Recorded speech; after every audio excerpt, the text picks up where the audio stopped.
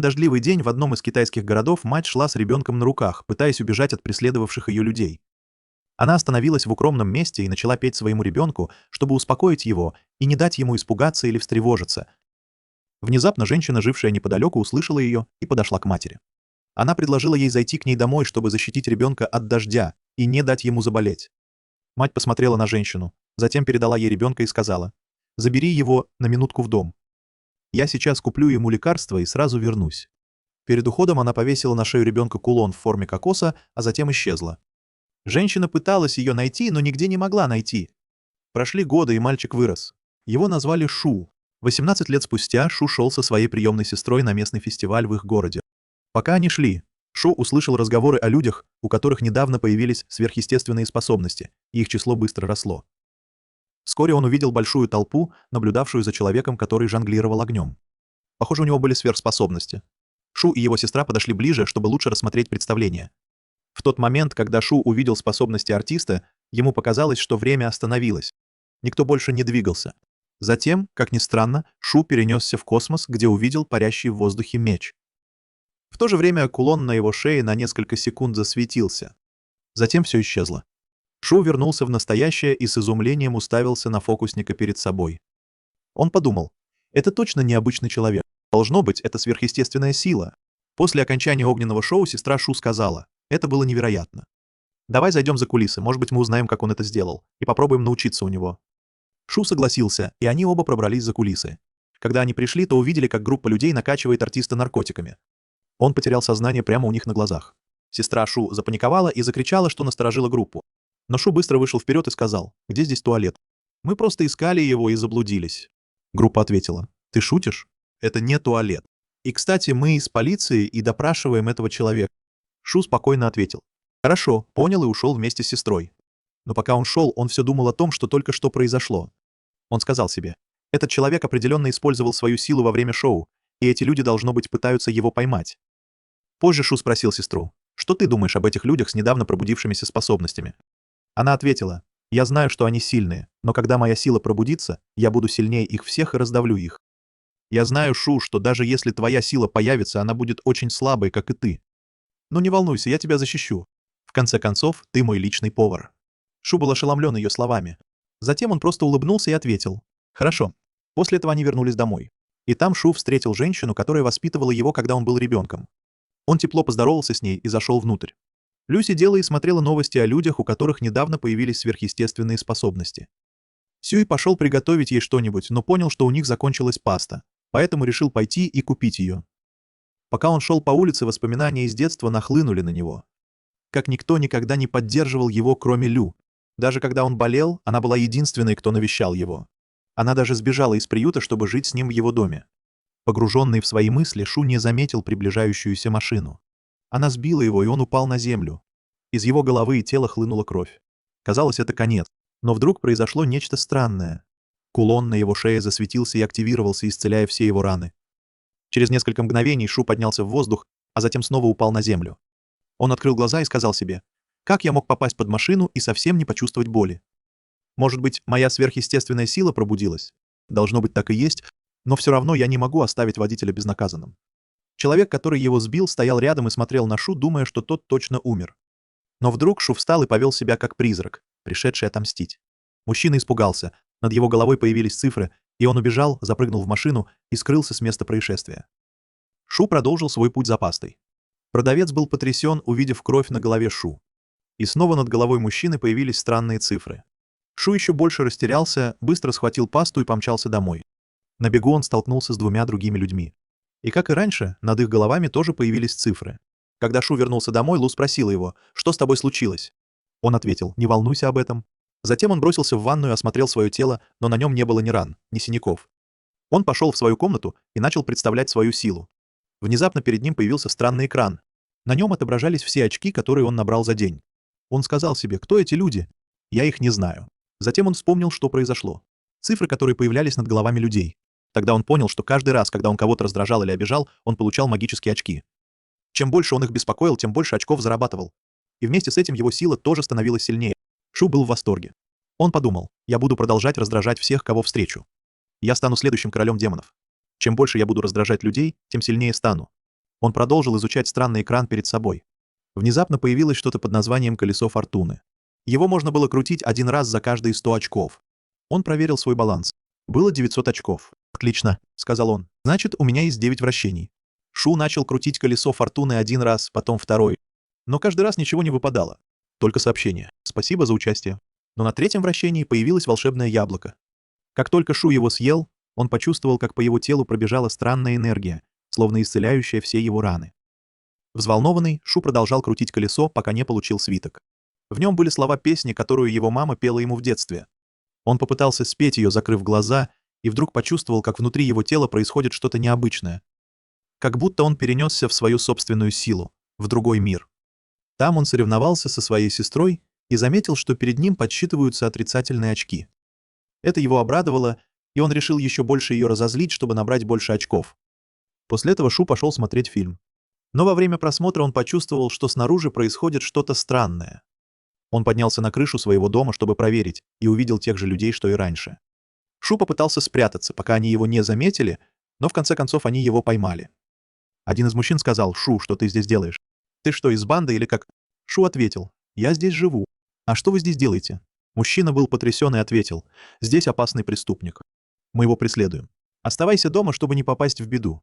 Шу кивнул и вернулся в дом, но подумал: «Как я почувствовал их силу, а они мою нет. Значит, моя сила сильнее их». Вдруг Лю спросила его: «Что ты делал снаружи?» Он уже собирался ответить, когда они заметили, что перед домом кто-то лежит на земле. Шу выбежал проверить и сказал Лю оставаться дома. Но она продолжала его доставать и давать отрицательные очки, пока, наконец, не решила пойти за ним, чтобы посмотреть, кто этот человек. Шу подошел к мужчине и понял, что это тот самый фокусник, которого он видел раньше. Он сказал Лю: «Нужно вызвать скорую и занести его в дом». Но Лю ответила: «К сожалению, звонок слишком дорогой, и мы не можем себе этого позволить. Давай просто оставим его здесь». Услышав это, мужчина расстроился, и из него начали выходить отрицательные очки. Шу понял, что мужчина притворяется, что потерял сознание, и начал еще больше его раздражать, чтобы набрать дополнительные очки. Шу усмехнулся и подумал: «Так я стану королем демонов быстрее, чем думал». В конце концов, мужчине надоели издевательства Шу, и он сел, сказав: «Я хочу пить, принеси мне воды». Шу ответил с сарказмом: «Вот тебе лед». «Это все, что у нас есть?» Мужчина разозлился, а Шу обрадовался. Мужчина попытался попросить Лу о помощи, но Шу снова повалил его на землю и продолжал провоцировать, чтобы набрать больше очков. Когда мужчина наконец потерял контроль, он попытался сжечь Шу своими огненными способностями, но сила Шу активировалась и потушила пламя, оставив мужчину униженным перед ними. После этого мужчина снова попытался его сжечь, но это было бесполезно. Шу наслаждался его гневом, особенно из-за очков, которые он получил за его ярость. В конце концов, мужчина потерял терпение и сказал: «Я ухожу. Мне от вас ничего не нужно». Шоу ответил: «Осторожно, не упади с крыши». Это еще больше разозлило мужчину, и Шоу заработал у него больше очков. Шоу вошел в дом со своей сестрой, которая спросила: «Почему ты не сгорел? Может быть, у тебя пробудились силы?» Он ответил: «Я не знаю». Она ответила: «Даже если и так, твое слабое тело не сможет с ними справиться». Что сказал, о чем ты говоришь? Кстати, мои силы уже пробудились.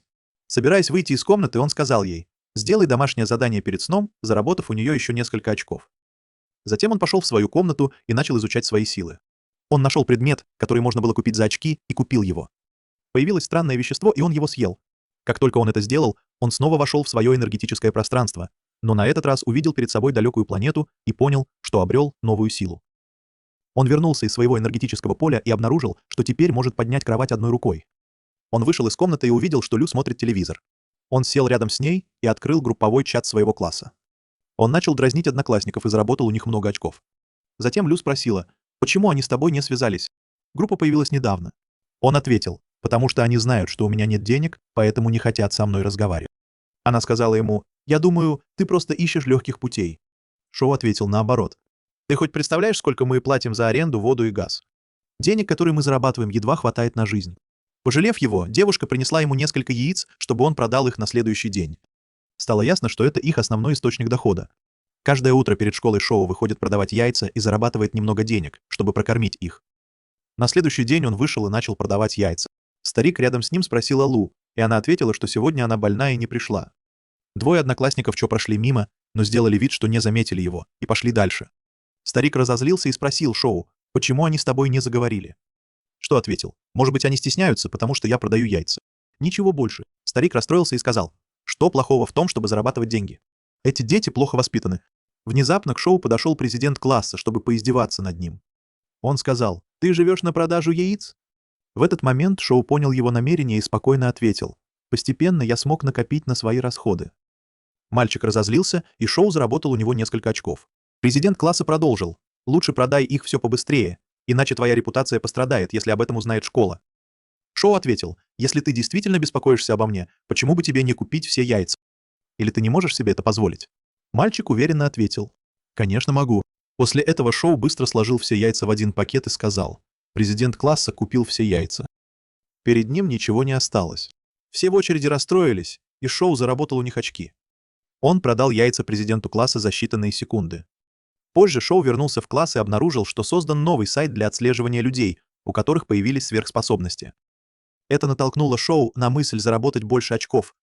Он встал и сказал всем, у нового ученика появилась сверхспособность. Весь класс обрадовался и спросил, кто это? Она ответила, человек, который отправил сообщение, был анонимным, поэтому я не знаю, кто это. Все были шокированы и рассержены, но ей удалось заработать у них очки. Внезапно, пока они разговаривали, в комнату ворвался ученик и закричал, случилось что-то ужасное. Все спросили, что случилось. Он сказал, у ученика из старшего класса появилась сверхспособность, и он начал нападать на других. Он держит директора и, кажется, собирается сбросить его с крыши. Услышав это, Шоу подумал, это отличный шанс заработать больше очков. Он бросился к месту происшествия. По пути он встретил девушку и почувствовал, что у нее тоже есть скрытая сверхспособность. Но она ее не показывала. Шоу поднялся на крышу и увидел, что ученик держит директора и, кажется, собирается сбросить его. Все вокруг замерли, не зная, что делать. Тогда Шоу пришла в голову идея.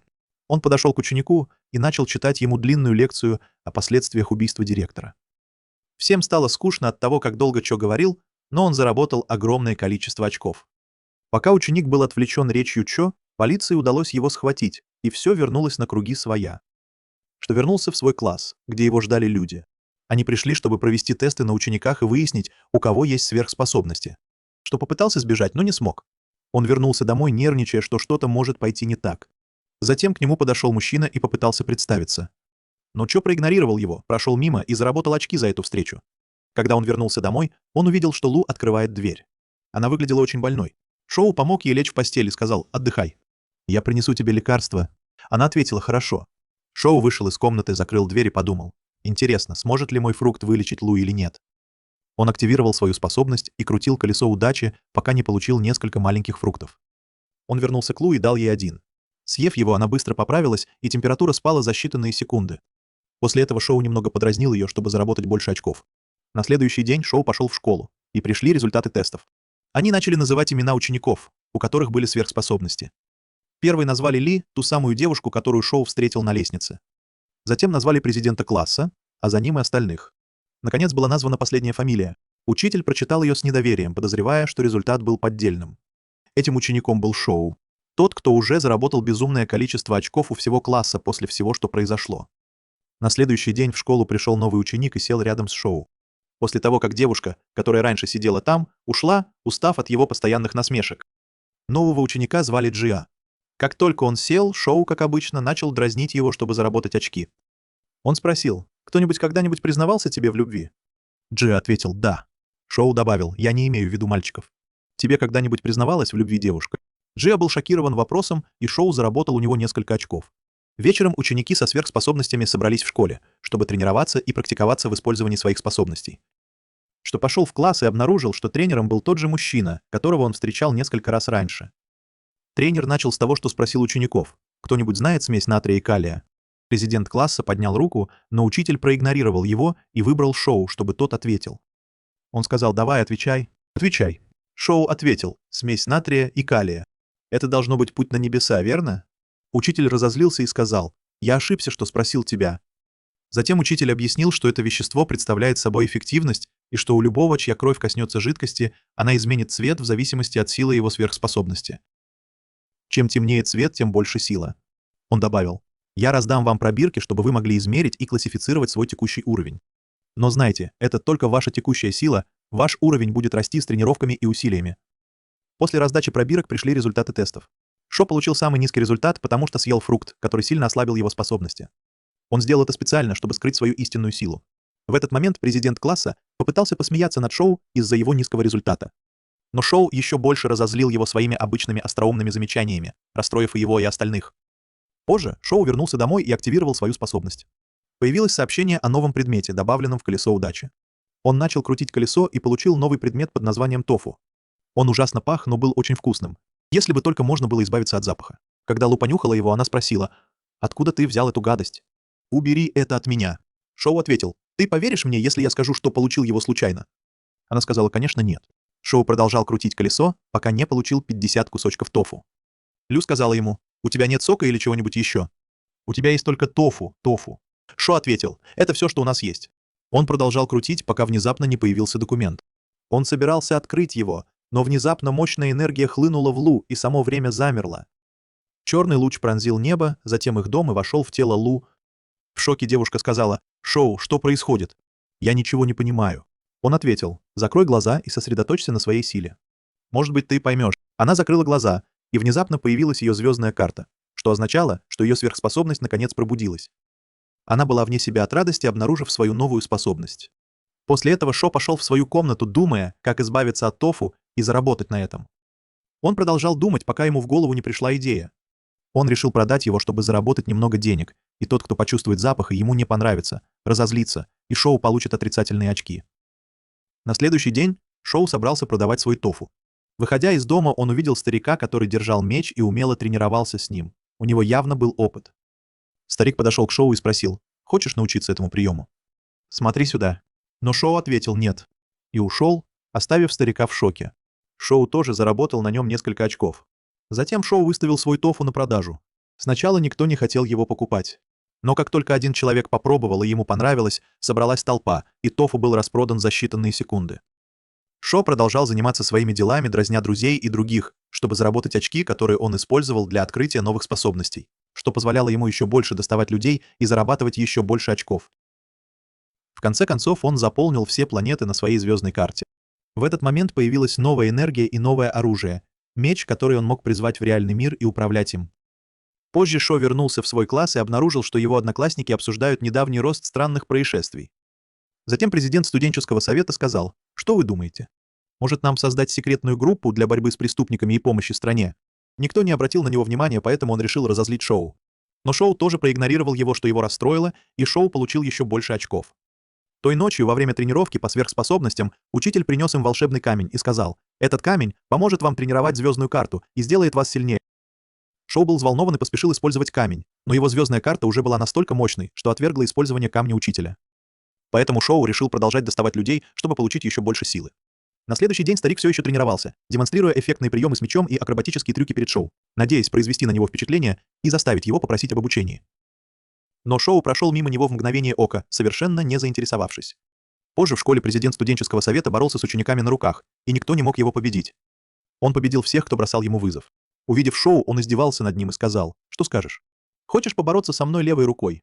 Она слабее правой, так что это будет честная борьба для твоей слабой силы». Шоу сказал: «Согласен». Они начали поединок. Шоу схватил его за руку и бум. Один удар. Все были в шоке, и Шоу заработал огромное количество очков. Затем Шоу сказал ему: «Моя левая рука на самом деле немного сильнее. Что скажешь, попробуем правой? Может, у тебя будет шанс». Они снова сыграли, на этот раз правой рукой, и Шоу снова победил. Президент был еще больше ошеломлен, и Шоу заработал на нем еще больше очков.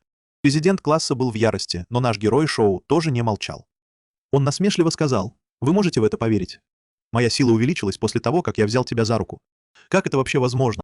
Ты должна быть моя счастливая звезда». Президент класса разозлился еще больше, а Шоу продолжал зарабатывать на нем все больше и больше очков. После этого ученики пошли обедать, а Шоу последовал за ними с тофу. Просто чтобы позлить их и испортить им день. Вот такой Шоу во всей своей раздражающей красе. Джея подошла к Шоу и спросила: «Как твоя сила увеличилась?» Шоу повысил голос и ответил: «Это все благодаря президенту класса. Он моя счастливая звезда сегодня. Просто прикосновение к его руке увеличило мою силу, и я смог победить его». Джио сказала: «Раз твоя сила увеличилась, я могу рассказать об этом учителю. Он может дать тебе дополнительные магические камни». Шоу спросил: «Где работает этот учитель?» Джиа ответила: «Он работает в земной сети». Шоу удивился и спросил: «А есть другие сети?» Джио сказала: «Да, есть еще небесная сеть. Она намного мощнее земной сети». Шоу сказал: «Хорошо. Понял». Когда Шоу вернулся домой, он услышал, как люди разговаривают на улице. Он подслушал и понял, что они из небесной сети. Их лидер подошел к старику и предложил ему работу в небесной сети. Но старик отказался, сказав: «Я сейчас занят». Лидер ответил: «Хорошо, но ты должен знать, свободное место в небесной сети предназначено для тебя и не для кого другого». Затем они ушли. Шоу, который наблюдал издалека, понял, что старик связан с небесной сетью, поэтому решил научиться у него фехтованию. На следующий день Шоу подошел к старику и попросил его научить его. Старик обрадовался и сказал: «Приходи в любое время, когда захочешь». Шоу ответил: «Хорошо, но у меня есть одно условие». Старик спросил: «Какое?» Она сказала: «Я хочу, чтобы ты помог Лю с учебой. Я сейчас слишком занят, чтобы заниматься с ней сам». Старик разозлился, а Лю еще больше. Тем временем она, как обычно, продолжала зарабатывать очки на них обоих, и день закончился так же. На следующий день она сидела в классе, когда заметила, что ее очки растут. Сначала он растерялся, но потом понял, что это из-за Лу. Она усложняла жизнь старику во время урока, и ее сила реагировала, помогая ему зарабатывать больше очков. Выходя из класса, Шоу увидел, как мимо него прошел Сай. Она была необычно спокойна, почти слишком спокойна, как будто что-то скрывала. В то же время старик учил Лу решать математические задачи. Она устала и постоянно его раздражала. Она спросила: «Когда ты научился считать?» Он ответил: «Еще до твоего рождения». Лу сказала: «Значит, тебе 81 год, а мне 10. Если вычесть 10 из 81, получится, что ты 71 год не умел считать». Она была очень надоедливой, дорогой зритель. Старик разозлился, а Шоу продолжал зарабатывать очки. Затем старик сказал Шоу: «Я научил ее, как ты просил». «Теперь позволь мне научить тебя фехтованию», — ответил Шоу. Договорились. Старик достал набор гирь и сказал: «Я хочу, чтобы ты постепенно их надевал. От легких к тяжелым. Эта перчатка самая тяжелая, она весит больше 300 килограммов. Начинай медленно, пока не сможешь с ней справиться». Шоу посмотрел на снаряжение, затем взял перчатку одной рукой и подбросил ее в воздух. Он сказал: «Моя сила в последнее время увеличивается. Давай начнем прямо сейчас». Старик был поражен Шоу и сказал: «Хорошо, давай начнем». Затем он взял лист бумаги и сказал: «Я научу тебя, что все можно разрезать». Энергия старика начала интенсивно собираться вокруг бумаги. Затем он ударил по воздуху с такой силой, что тот полностью разорвался. Даже стена перед ними раскололась пополам. После этого старик бросил свой меч Шоу, чтобы тот мог потренироваться с ним. Шоу продолжил тренировку, и его энергия продолжала расти. Он учился с невероятной скоростью и быстро стал мастером фехтования. Казалось, это был его настоящий талант. Когда наступил вечер, старик сказал Шоу: «Я хочу тебя кое о чем спросить. Когда человек становится по-настоящему сильным?» Шоу ответил: «Когда он нарушает все правила». Старик покачал головой и сказал: «Нет, я не это имел в виду. Я имел в виду, когда человек обретает такую силу, которая позволяет ему нарушать правила». Шоу ответил: «Я не уверен. Но я точно знаю, что хочу жить мирной жизнью и защищать свою сестру». «Больше ничего», — старик сказал, «но великая сила дает тебе возможность защищать больше людей и зарабатывать больше денег». Шоу ответил: «Даже если бы кто-то дал мне задание, я бы его не принял. Я не хочу ни от кого зависеть. Может быть, это из-за того, как меня воспитали, но я знаю, что жизненный путь труден и требует упорного труда. И поэтому, как бы ни было тяжело, я не сдамся, я просто хочу жить по-своему. Даже если это неправильно». Услышав эти слова, старик еще больше восхитился Шоу. Он кивнул и сказал: «Хорошо, справедливо». На следующий день старик учил Лу академическим упражнениям. Он принес ей картофельные чипсы, которые, казалось, помогали ей сосредоточиться и быстрее понять материал, хотя она была еще совсем ребенком. Внезапно старик почувствовал, что за его спиной кто-то из небесной сети. Он подошел к нему, и было видно, что Лу раздражена ими обоими, из-за чего Шоу заработал больше очков.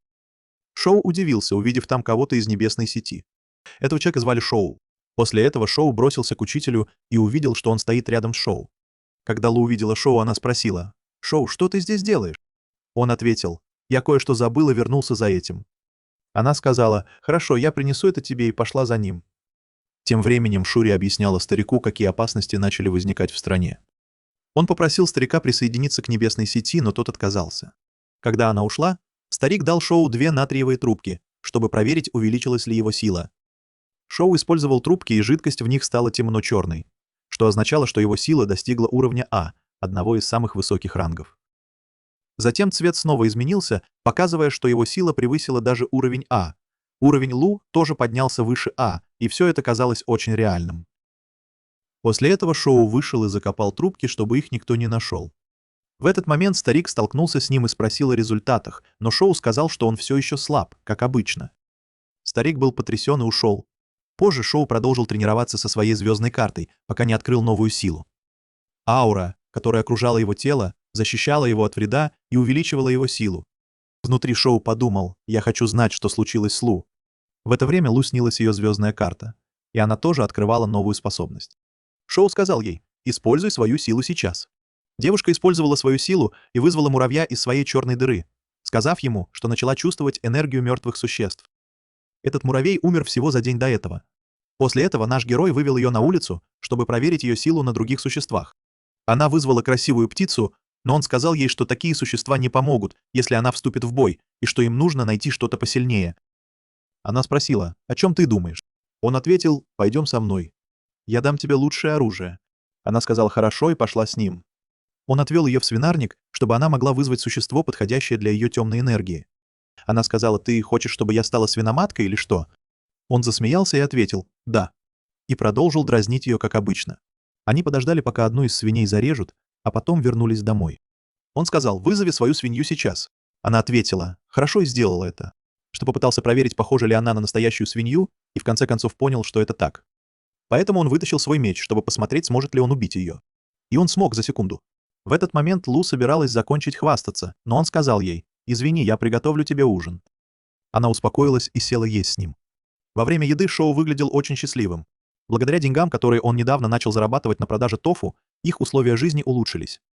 Он сказал ей: «Скоро мы сможем купить этот дом. Больше никакой арендной платы». Но вдруг Чо почувствовал поблизости людей со сверхъестественными способностями. Он вышел, чтобы проследить за ними, а Лу увязалась за ним, настаивая на том, чтобы пойти с ним. «Не волнуйся, я тебя не задержу», — сказала она. Они побежали к источнику энергии, чтобы узнать, что происходит. В это же время банда собралась на мосту и готовилась противостоять полиции. Чо и Лю стояли и наблюдали за битвой. Один из полицейских без труда отражал атаки преступников. Никто не мог подобраться к нему, но вдруг он отвлекся, и один из преступников бросился на него. Поняв, что он сильнее, офицер побежал к своим товарищам. Он успел, и началась новая схватка. Преступник был невероятно силен, его классифицировали как угрозу 4-го ранга, что означало, что он был очень могущественным. Ему удалось убить 2 офицеров, а затем он сбежал со своими людьми. Полиция начала перегруппировываться и планировать ловушку для них. Шо сказал сестре вернуться, а сам решил пойти за преступниками один. Он пришел к дому и обнаружил, что он окружен полицией со всех сторон. Похоже, банда пряталась внутри. Один из членов банды сказал главарю: «Что думаешь? Может, сдадимся? Снаружи слишком много людей. Мы не сможем справиться со всеми». Босс саркастически ответил: «Сдаться? Ты что, идиот? Пойдем со мной, я тебя защищу. Ни о чем не беспокойся». Он взял 2 мужчин и вышел из дома. Полиция тут же открыла огонь со всех сторон. Но босс использовал их как щит. Они приняли пули на себя. Он был настоящим злодеем. Полиция начала преследовать его. Один из них метнул свой меч и попал ему в тело. Они думали, что этого достаточно, чтобы убить его, но нет. Преступник встал, как ни в чем не бывало.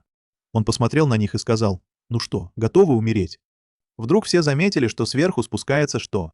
«Вы поверите, если я скажу, что пришел сюда случайно?» — сказал он. Полиция разозлилась, решив, что он один из преступников, и некоторым из них приказали напасть на него. 2 мужчин бросились на Шоу, чтобы убить его, но он был невероятно искусен, никто не мог даже прикоснуться к нему. Он сражался с ними обоими на высоком уровне мастерства. В это же время несколько полицейских начали атаковать преступника, и казалось, что они вот-вот его победят. Но преступник ударил одного из них и спровоцировал другого, прежде чем окончательно его прикончить. Этот парень был невероятно силен. Тем временем Шоу уже расправился с 2 своими противниками и стоял, наблюдая за остальными. Внезапно металлическая пластина под его ногами оторвалась, и он упал на землю. Полицейский попытался воспользоваться моментом и ударить его в воздухе, но в итоге проиграл сам. Остались только преступник и Шоу. Преступник посмотрел на Шоу и сказал: «Твоя очередь умирать». Но вдруг Шоу активировал свои силы, и они оба исчезли. Сила Шоу была ошеломляющей, и ему удалось победить преступника. Шоу оказался настоящим мастером. После битвы он вернулся домой, и его встретила Лю, которая очень волновалась за него. Он успокоил ее, сказав: «Не волнуйся, все под контролем. Пойдем со мной, я хочу тебя подбодрить». Она ответила: «Разве ты не говорил это вчера? И в итоге ты отвел меня в свинарник». Он рассмеялся и сказал: «Нет, на этот раз все по-другому. Не волнуйся». Они вышли вместе и наткнулись на старика, который спросил: «Куда вы идете?» Лю ответила: «Шоу просто ведет меня в ближайший ресторан, верно, Шоу?» Он подтвердил: «Да, это так». Они перелезли через несколько крыш, и Шоу попросил Лю просканировать территорию в радиусе километра, чтобы проверить, нет ли поблизости кого-нибудь подозрительного. Она сказала: «Хорошо», призвала свою птицу и просканировала местность. «Там ничего нет», — сказала она. Он ответил: «Отлично. Я сам проверю, и если все чисто, я скажу тебе, чтобы ты пришла». Лю согласилась. Она пришла на место, увидела, что там никого нет, и отправила ему сообщение, чтобы он присоединился к ней. Когда Лю пришла, она спросила: Ты чувствуешь здесь какую-нибудь мертвую энергию? Она ответила «да». 3 человека. Один высокий и один слишком низкий. Он сказал «хорошо, возьми энергию высокого человека». Она поглотила ее, и он сказал ей «теперь вызови ее, чтобы мы могли убедиться, что это он». Она сказала «у меня сейчас нет энергии. Мне нужен день, чтобы восстановиться».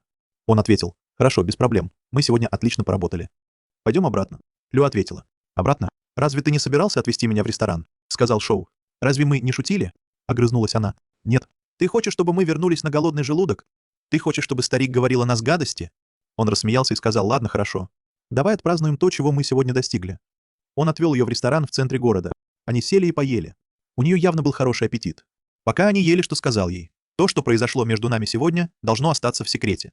Никому не показывай свои силы». Она кивнула и сказала «хорошо». Шоу посмотрел на Лю, пока она ела, и сказал «я знаю, что жить со мной тяжело. Если бы ты все еще была в приюте, ты бы, наверное, ела лучше, чем сейчас. Я знаю, что мое финансовое положение влияет на тебя, и мне жаль, если я тебя подвел». Услышав его слова, Лю заплакала и сказала «мне плевать на еду или что-то еще. Я просто хочу жить с тобой в нашем доме». Шо был глубоко тронут ее словами. Он начал вспоминать, как они были близки, когда были моложе, и вспомнил, как впервые смог накопить достаточно денег, чтобы снять дом, в котором они сейчас живут. Затем он сказал ей «я хочу того же. Я хочу жить там, где я могу назвать это своим домом, и с сегодняшнего дня мы будем вместе навсегда». Лю была в восторге от его слов, и день закончился на этой теплой ноте. Тем временем в Sky Network состоялось совещание, чтобы выяснить личность человека, который победил преступника. Они сказали, судя по тому, как он говорил и вел себя, он похож на подростка. Но если подросток уже может достичь такого уровня силы, кем он станет, когда вырастет? Нам нужно найти его как можно скорее. В это время Шоу продавал свой тофу. Его репутация выросла настолько, что весь его тофу раскупали всего за 10 минут. Шоу был немного расстроен, потому что больше не мог поглощать негативные эмоции людей. Казалось, всем нравился тофу и его запах. Пока он продавал, к нему подошел мужчина и спросил о тофу. Когда Шоу сказал ему, что он распродан, мужчина расстроился, и Шоу получил за это 50 очков. Это натолкнуло его на мысль. Позже подошел еще один мужчина и сказал «я хочу тофу». Шоу ответил «ты хочешь тофу?» Мужчина сказал «да». Шоу сказал «подойди ближе». Тофу полностью распродан. Мужчина расстроился еще больше, и Шоу получил за это 100 очков. На следующий день Лю, которая спала, почувствовала, что к ней вернулась энергия. Она проснулась, пошла к Шоу и поделилась новостями. Затем она показала ему существо, которое вызвало.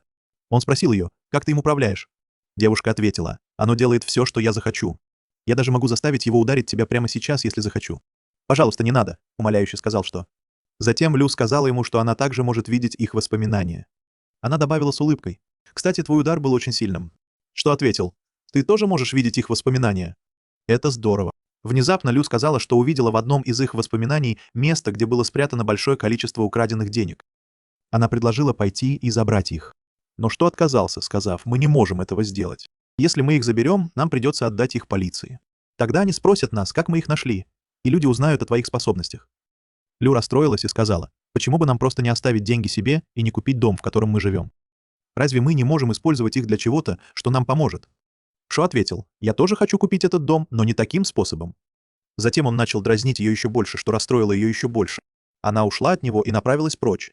На следующий день Шоу пошел в школу и обнаружил, что весь класс обсуждает инцидент, произошедший на мосту. Когда Чо увидел их, он снова начал всех дразнить и получил за это несколько очков. После этого Шо сел на свое место и спросил Джи о благословенной земле.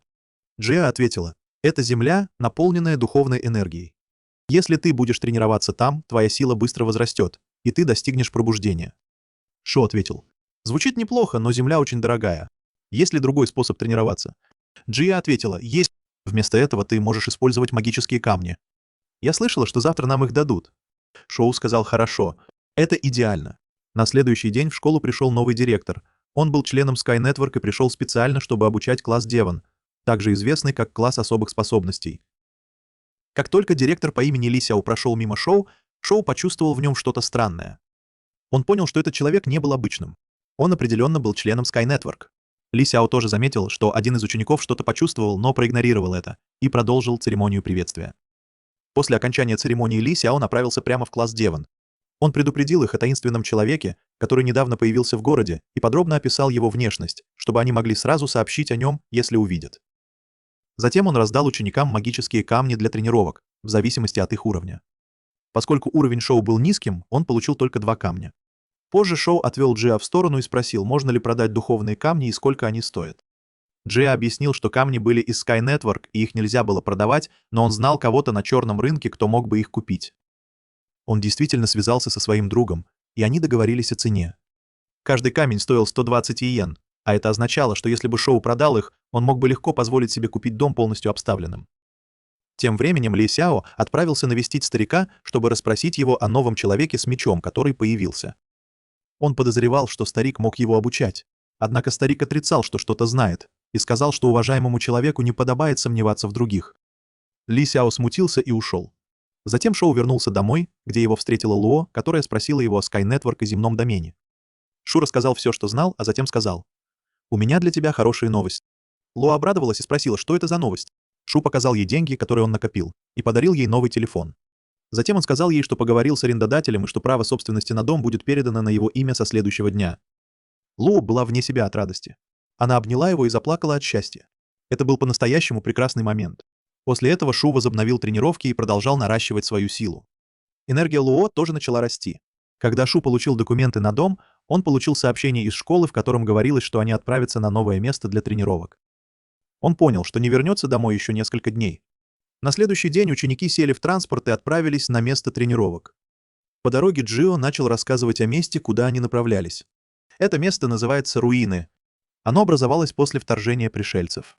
Внутри вы найдете иллюзии, сокровища и многое другое. Но самое главное в этих руинах — это око. Если кому-то удастся его заполучить, руины полностью исчезнут. Ученики внимательно слушали. Все они сосредоточились. Джио продолжил, сказав, что лидеру Sky Network удалось открыть руины несколько дней назад и достать око, которое оказалось мечом. Ученики очень обрадовались. Они прибыли на место тренировок, где их собрал инструктор и сказал: «Вы здесь с секретной миссией. Это в основном для того, чтобы набраться опыта, ничего больше. Но если кто-то разгласит информацию, его ждет военное наказание». Ученики ответили: «Понятно», и все вошли внутрь. Каждый получил свою еду и сел есть. Однако один пухлый ученик был недоволен этим местом и все время просил стул, говоря, что не хочет есть, сидя на земле. Стульев не было, но в конце концов солдат увидел его и отдал свой стул, чтобы он перестал жаловаться. Затем солдат сел на землю. Когда Шоу увидел, что произошло, он был недоволен. Он подошел к ученику и сказал: «Встань со стула». Ученик сделал вид, что не слышит, поэтому Шоу разозлился и ударил его. Затем пришел инструктор и увел ученика, а Шоу продолжил есть, как ни в чем не бывало. Позже, той же ночью, все начали тренироваться, кроме Шоу, который не знал, как тренироваться, как они... Он подумал: «Зачем мне тренироваться, если я могу зарабатывать очки другим способом? Пойдем повеселимся». Он подошел к старосте класса и начал его раздражать, пока тот пытался тренироваться. Староста пытался его игнорировать, но Шоу продолжал, пока не заработал несколько очков и не купил на них яблоки. Затем Шоу попытался позвонить Лю, чтобы узнать, как у нее дела. Но сигнала не было, и он очень забеспокоился, думая, что что-то случилось. Позже он снова пошел есть. На этот раз повар дал ему дополнительную порцию, и даже один из солдат предложил ему свой стул. Наверное, из-за того, что она сделала накануне.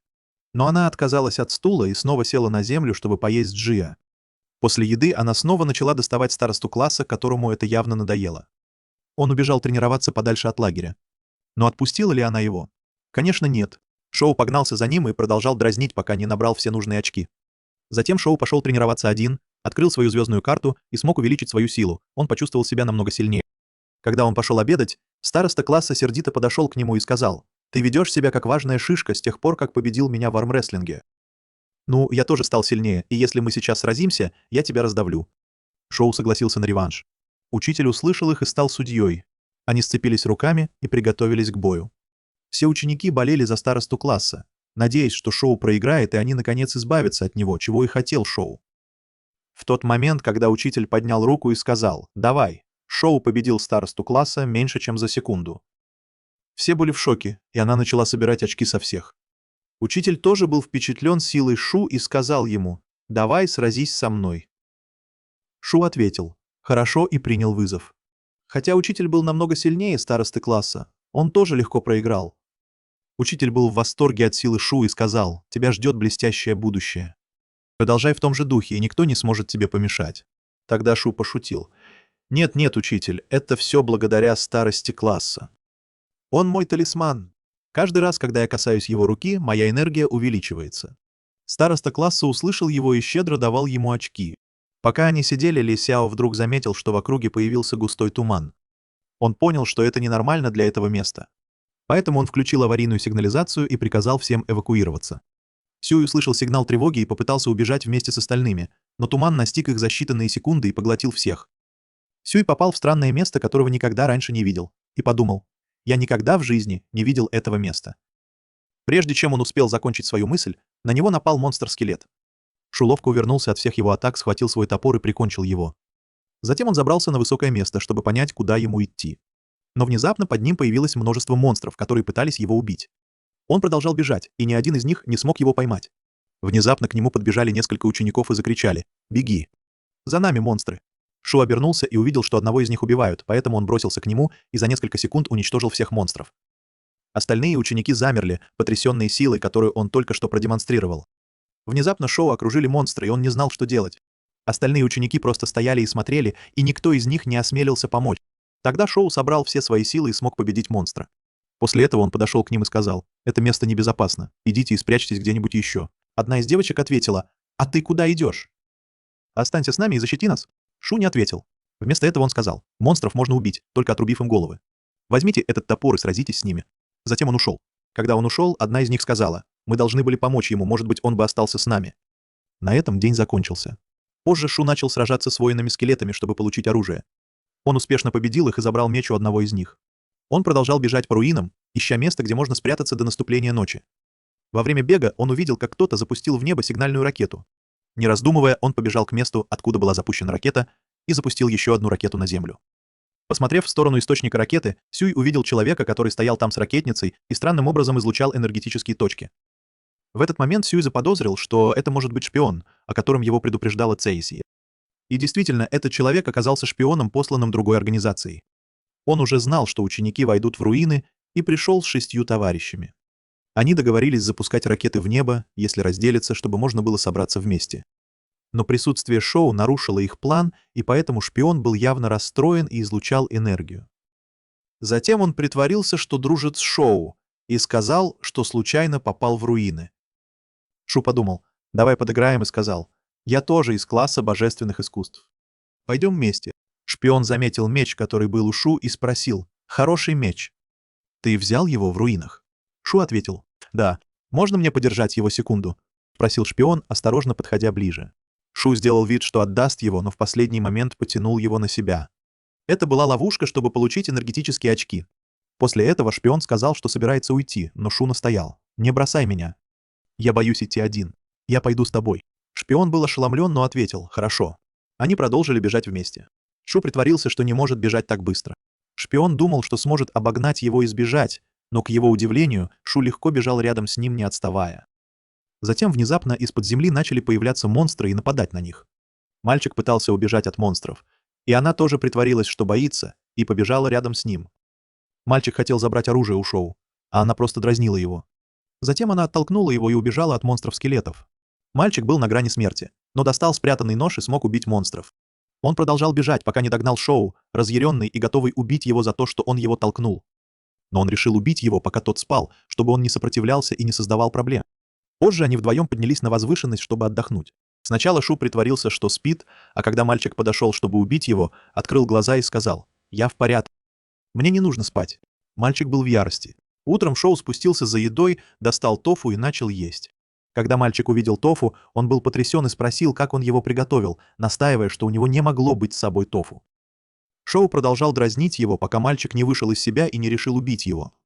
Мальчик был очень силен и смог нанести несколько ударов Шоу, но Шоу тоже был не промах, он уклонялся от всех атак и наносил ответные удары. Мальчик разозлился еще больше и атаковал Шоу со всей силы. Но Шоу ловко уклонялся от каждого удара, и в какой-то момент меч Шоу упал на землю. Мальчик подумал, что победил, и собирался прикончить его, но Шоу достал второй меч и прикончил его. Тогда шпион понял, что это та самая девушка, которая раньше победила преступника. Он упал на землю и умер. Она посмотрела на мертвое тело мальчика и сказала: «Этот мир действительно ужасен. Вчера я просто шутила с ним, дурачилась. А сегодня я убила его.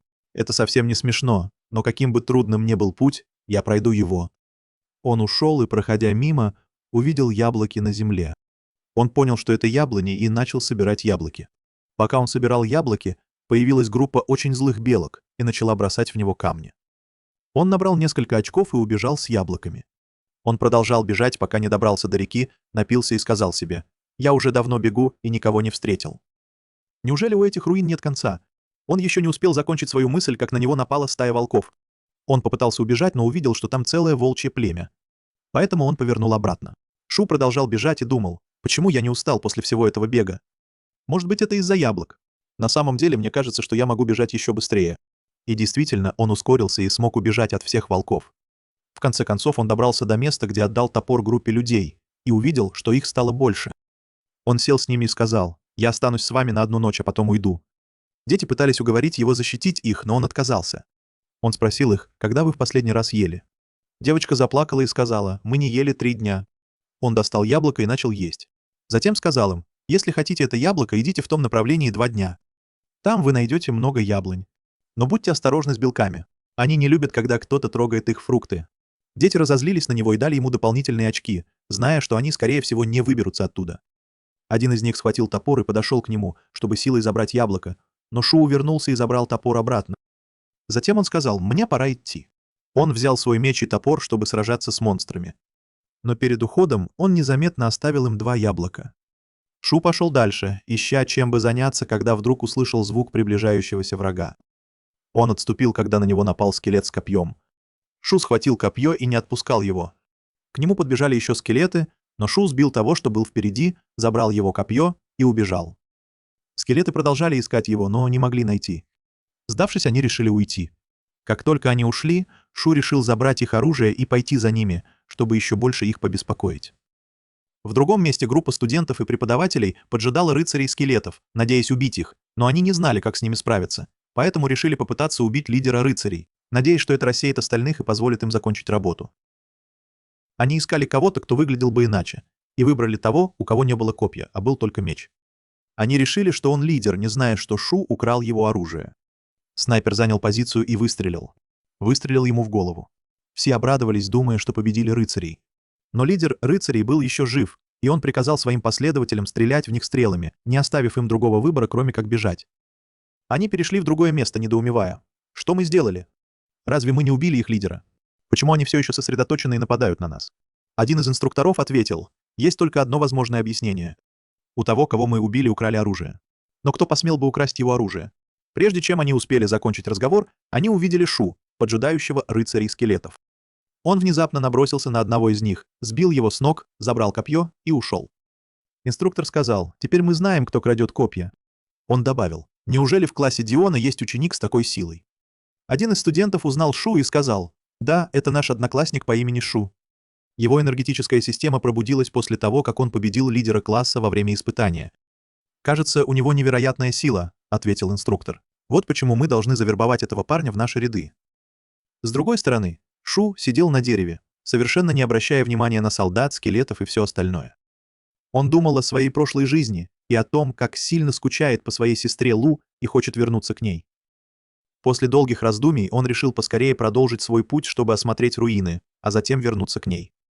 Пока он шел по тропинке, воины-скелеты устроили ему засаду, чтобы убить его. Они окружили его со всех сторон, готовые прикончить. Но Шу удивил их, активировав свою духовную энергию в копье и умело им орудуя. Он атаковал рыцарей одного за другим и победил их всех. Расправившись с ними, он бросился собирать их оружие и ушел. Тем временем Лю очень злился, потому что Шу не возвращался домой уже 3 дня. Она собиралась отругать его, когда он вернется, но потом нашла письмо, которое он оставил. Прочитав его, она обрадовалась и решила подождать его. Вернемся к учителю и его группе. Пока они мирно шли, они были потрясены, обнаружив, что все воины-скелеты были уничтожены. Мало того, их оружие тоже пропало. Конечно, все быстро поняли, что это сделал Шу. Это был его стиль. Учитель все больше и больше восхищался невероятной силой Шу и решил составить план, чтобы помочь ему победить оставшихся скелетов. В этот момент Шу добрался до нового места, где активировал свою звездную карту. Он достал желтый фрукт и съел его. Похоже, это дало ему еще больше контроля над копьями. В то же время студенты и преподаватели поджидали последнюю группу скелетов, чтобы устроить им засаду. Внезапно с неба упало копье и убило одного из рыцарей. Затем со всех сторон посыпались копья, разбивая их на части одно за другим. Затем появился Шу и прикончил оставшихся врагов своими руками. Увидев это, учитель решил присоединиться к нему и остальным ученикам, чтобы помочь. Но Шу уже расправился со всеми за считанные секунды, прежде чем кто-либо из них успел подойти к нему. Все спустились вниз и были потрясены невероятной силой Шу. Учитель подошел, чтобы поблагодарить его, но прежде чем он успел что-то сказать, Шу сказал: «Все это оружие позади меня мое. Я не позволю вам взять ни одного». Мужчина ответил: «Хорошо, не волнуйся. Я ничего не возьму. Но разве тебе не слишком много всего этого снаряжения? Ты не сможешь все это унести». Шу ответил: «Знаешь что? Ты прав. За мной много людей». Затем он подошел к оружию и стал вести себя как уличный торговец. Он сел и крикнул: «Любое копье или меч за 1000 иен. Приходите и купите лучшее оружие у воинов-скелетов». Дети собрались вокруг Шу и начали обменивать свои дорогие инструменты на оружие, чтобы сражаться с монстрами.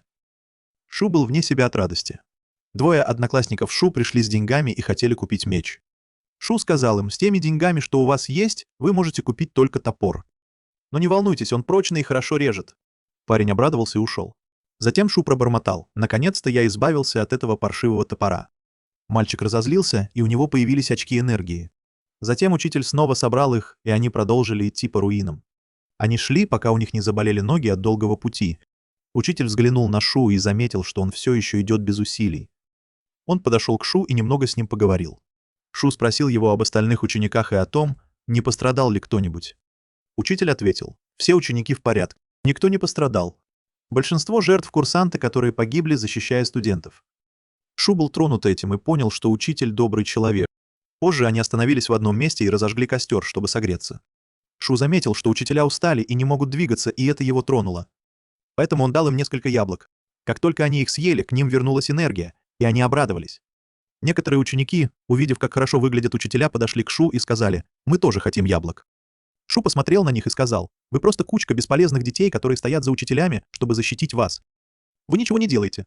А теперь, когда вы увидели, что я дал им что-то, чтобы помочь им восстановиться, вы тоже пришли за этим. Убирайтесь, вы ничего от меня не получите». И они ушли.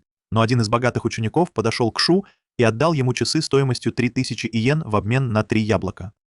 Шу, конечно, сразу согласился и отдал ему яблоки.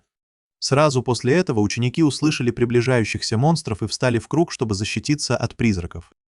В этот момент Шу почувствовал, что его меч хочет вырваться из него и убить призраков, но он сдержался, зная, что не может позволить другим это увидеть. Однако, как только призрак почувствовал присутствие меча Шу, он испугался и убежал. Увидев реакцию призрака, Шу решил, что позже догонит их, чтобы набрать очки. В конце концов, группа студентов добралась до центра руин. Там было огромное количество людей, которым тоже удалось туда добраться. Некоторые ученики говорили о Сай и о том, какая она сильная, раз сама справилась со всеми рыцарями. Один из них упомянул, что ее энергия тоже пробудилась, и она стала очень сильной. Шу был заинтригован, когда услышал это, и девушка привлекла его внимание, но он подумал: раз здесь так много людей, а у меня еще много оружия, почему бы не продать его? Люди снова собрались вокруг него, и он начал продавать свое оружие. Вдруг к нему подошел один из одноклассников и сказал: «Пойдем, командир отряда хочет тебя видеть». Шу был в шоке, но все равно пошел за ним. Сай тоже была там. Командир отряда поблагодарил их обоих за то, что они сделали, и попросил помочь ему на следующий день пройти дальше в руины. Затем он достал свой меч и бросил его в отверстие, чтобы измерить его глубину. Его оружие поглотило огромное количество энергии.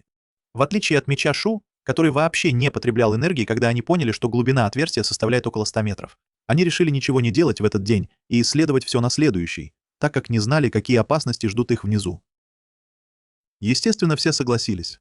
Позже Шу тихо сидел в углу и начал подсчитывать негативные эмоции, которые он собрал. При этом он обнаружил, что среди них было 9 шпионов. У этих людей не было имен, только номера, указывающие на то, что они действительно были шпионами. Мальчик пытался осмотреться, чтобы понять, кто эти шпионы, но не заметил, что происходит с другой стороны. Тем временем учитель Ли Сяо прибыл в центр руин, неся с собой целую яблоню, явно обладая огромной силой. Сяо подошел к нему и увидел очень злую белку, которая вылезла из дерева, потому что они забрали ее яблоки. Когда белка увидела Шу, она разозлилась еще больше и набросилась на него, но Шу схватил ее и дал ей яблоко. Белка тут же успокоилась и стала послушной, как котенок, а затем Джио подбежала к Шу, чтобы проверить, что происходит. Шу сказал ему: «Не волнуйся, я в порядке. Все под контролем». Джио была очень рада и рассказала ему, что произошло, как он в одиночку победил 4 рыцарей и что его энергия сильно увеличилась с тех пор, как он вошел в руины. Шу был рад за своего друга и дал ему копье, на этот раз бесплатно, потому что они были друзьями. Один из шпионов подошел к Шу и попросил копье, сказав: «Дай мне копье сейчас, и я заплачу тебе 50 иен, когда мы выберемся». Сяо ответил: «Нет никаких гарантий, я ничего тебе не дам». Парень разозлился и начал выпускать негативную энергию. Когда Сяо увидел его имя, он понял, что это один из шпионов среди врагов. После этого учитель Ли Сяо собрал всех и сказал: «Завтра мы пойдем дальше в руины. У нас нет никакого плана. Кого бы мы ни встретили, мы убьем». Вот и все. Учителя были удивлены его словами и пытались убедить его придумать план, но он отказался их слушать. Позже, пока дети спали, шпионы воспользовались возможностью и спустились в руины впереди них, намереваясь украсть ядро глаза. Но Шу знал об их плане и поймал одного из них, не дав ему спуститься. Шпион разозлился, и между ними завязалась драка. Тем временем остальные 8 шпионов, которые уже спустились, поняли, что одного из них не хватает, но они сказали: «Миссия важнее». И продолжили выполнять свою задачу. Шпион, который дрался с Шу, уже собирался напасть, когда Шу вдруг закричал во весь голос: «Ты хочешь пробраться вниз раньше всех, чтобы украсть ядро глаза, шпион? Я тебе не позволю». Все дети проснулись от голоса Шу, и Ли Сяо тоже заметил, что происходит. Шпион вдруг почувствовал приближение сильной ауры, и действительно, учитель сразил его одним ударом. После этого учитель Ли сказал: «Я не согласился нападать вчера, потому что знал, что там были шпионы, и ждал, когда они себя выдадут». Затем он приказал всем ученикам, способным сражаться, собраться, чтобы они могли уничтожить монстров и забрать ядро глаза раньше шпионов. Способные ученики собрались, включая Шу и девочку Сай, и пошли к командиру отряда. Ли Сяо сказал командиру: «Мне нужно, чтобы ты остался здесь и защищал остальных учеников Академии». Командир ответил: «Хорошо, но в следующий раз, когда вы что-то планируете, я был бы признателен, если бы вы меня предупредили». Ли Сяо согласился и собрал всех. Он произнес перед битвой мотивационную речь и сказал: «Самое главное — использовать свой мозг. Если что-то случится, там внизу опасно, и единственный выход — это умное мышление». Все согласились и были готовы. Затем командир попросил одного из членов Небесной сети сделать для них веревочную лестницу, чтобы они могли спуститься. Она сделала, и все начали спускаться. Пока Шу спускался, он почувствовал что-то странное от своего меча, но продолжал спускаться как обычно. Когда они добрались до дна, они были потрясены. Все шпионы покончили с собой. Ни один из них не остался в живых. Ли, увидев их, сказал: «Это странные ритуалы, которые они проводили, чтобы умереть. Давайте не будем в них вмешиваться». Они продолжили идти вперед и добрались до места, заполненного таинственными кристаллами, которые выглядели очень странно. Внезапно появилось множество призраков и начало нападать на учеников. Но Ли активировал свою энергию и сразил многих призраков, чтобы защитить их. Однако их было слишком много, и они окружили остальных. Учителя быстро поняли, что у призраков слабые тела, и их легко уничтожить, поэтому они присоединились к битве. Все сражались умело, кроме Шу. Каждый монстр, который приближался к нему, убегал, почувствовав мощную ауру его меча. Шу расстроился, потому что никто не нападал на него, поэтому он решил сам начать убивать призраков. Победив нескольких из них, Шу заметил, что его меч поглощает их энергию, делая его еще сильнее. Но вдруг призрачная рука убила одного из солдат во время битвы. Самое шокирующее было то, что это был необычный призрак. Это был тот самый человек, который был среди шпионов. Ритуал, который провели шпионы, должен был превратить его в призрака, чтобы он мог незаметно пробраться внутрь и украсть ядро глаза. Ли, увидев, что произошло, пришел в ярость и наложил мощное защитное заклинание, чтобы уничтожить его.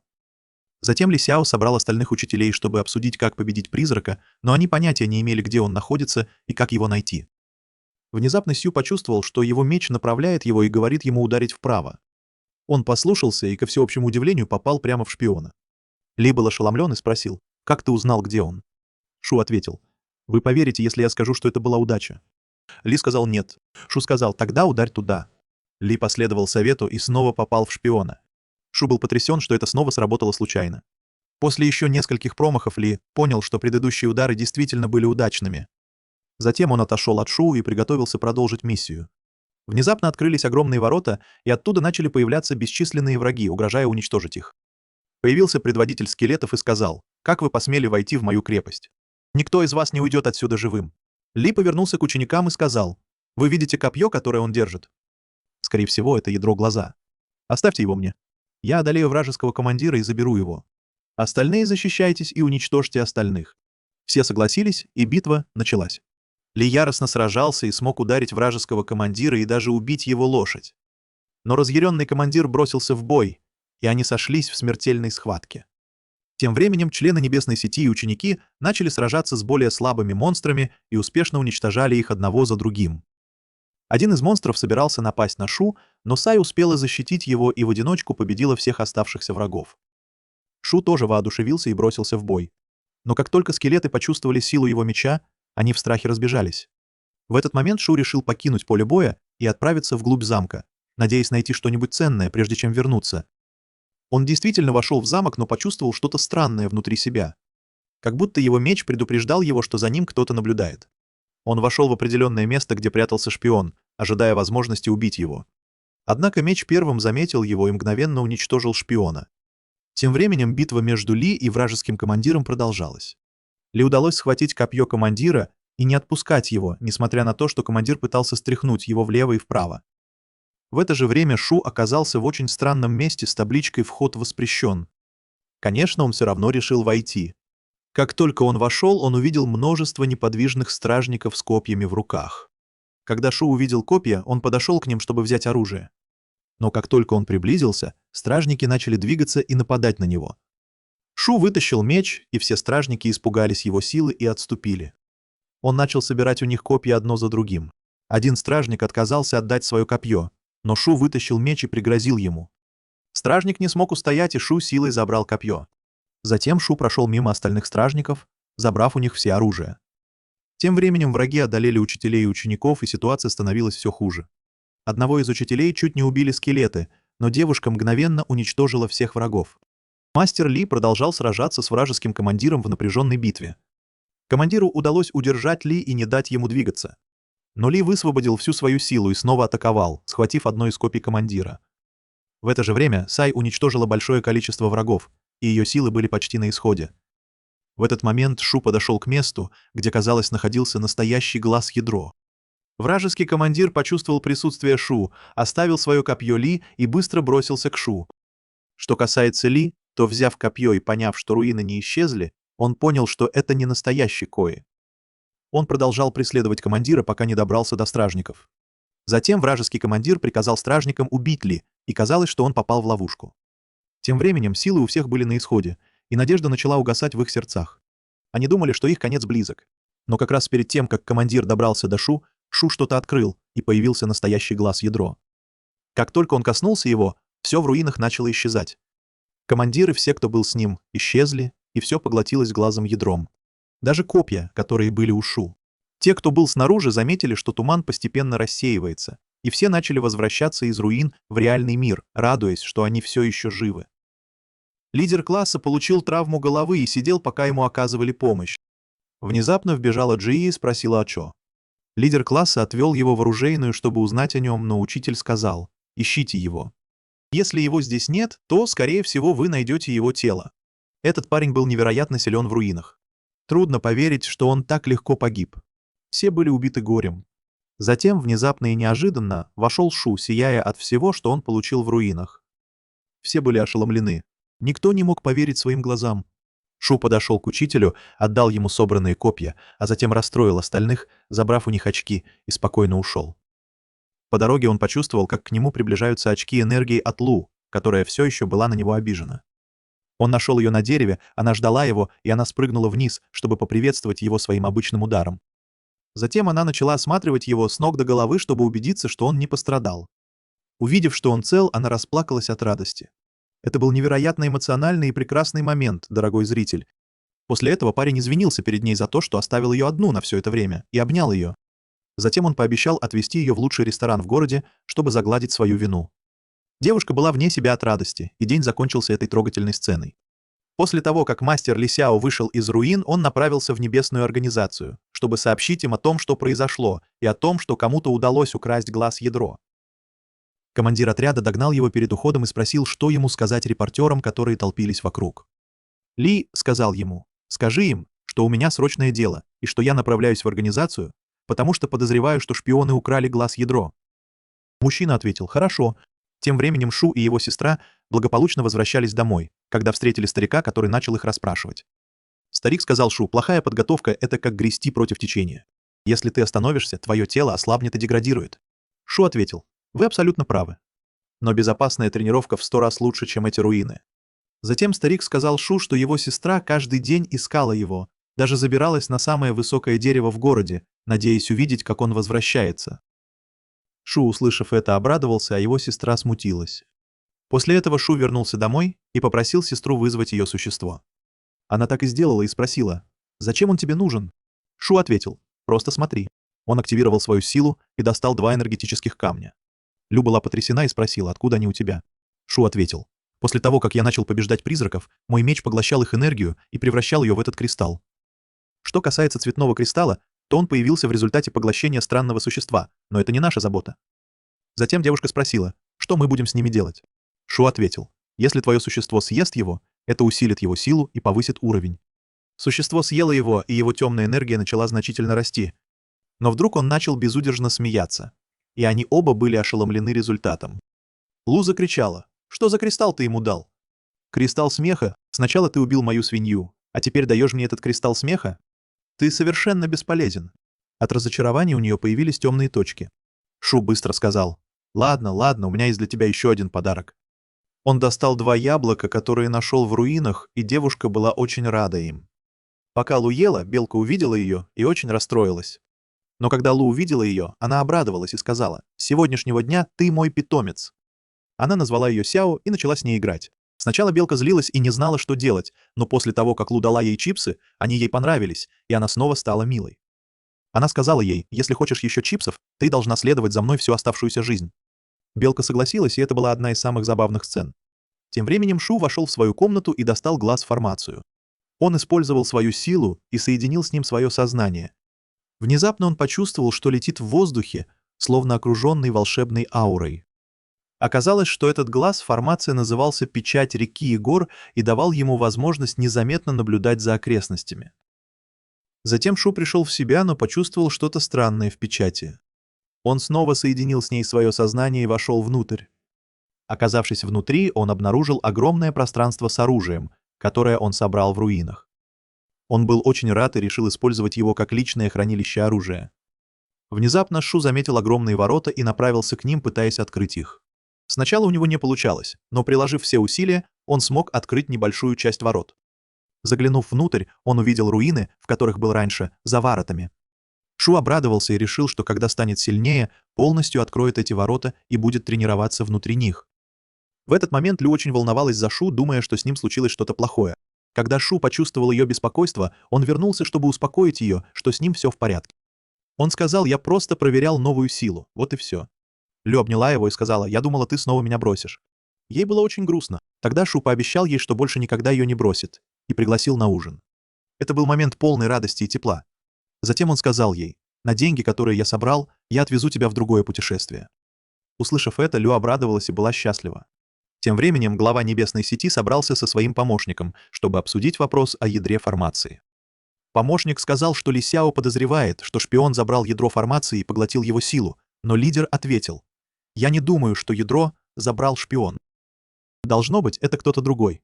Я уже отправил 2 агентов в город, чтобы следить за потоком магической энергии. Где бы не был обнаружен необычный всплеск энергии, там будет корпус формации. Очевидно, что этот лидер необычный человек. Он действительно заслуживает своего положения». Затем помощник сказал: «Класс королевской дивизии очень плохо показал себя в руинах. Но согласно отчету учителя, 2 учеников пережили пробуждение, и их уровень силы был очень высок во время битвы. У одного из них были низкие оценки, но он показал замечательные боевые способности, имея в виду Шу, а другая была девушкой с высокой силой и сосредоточенностью, явно имея в виду Сай».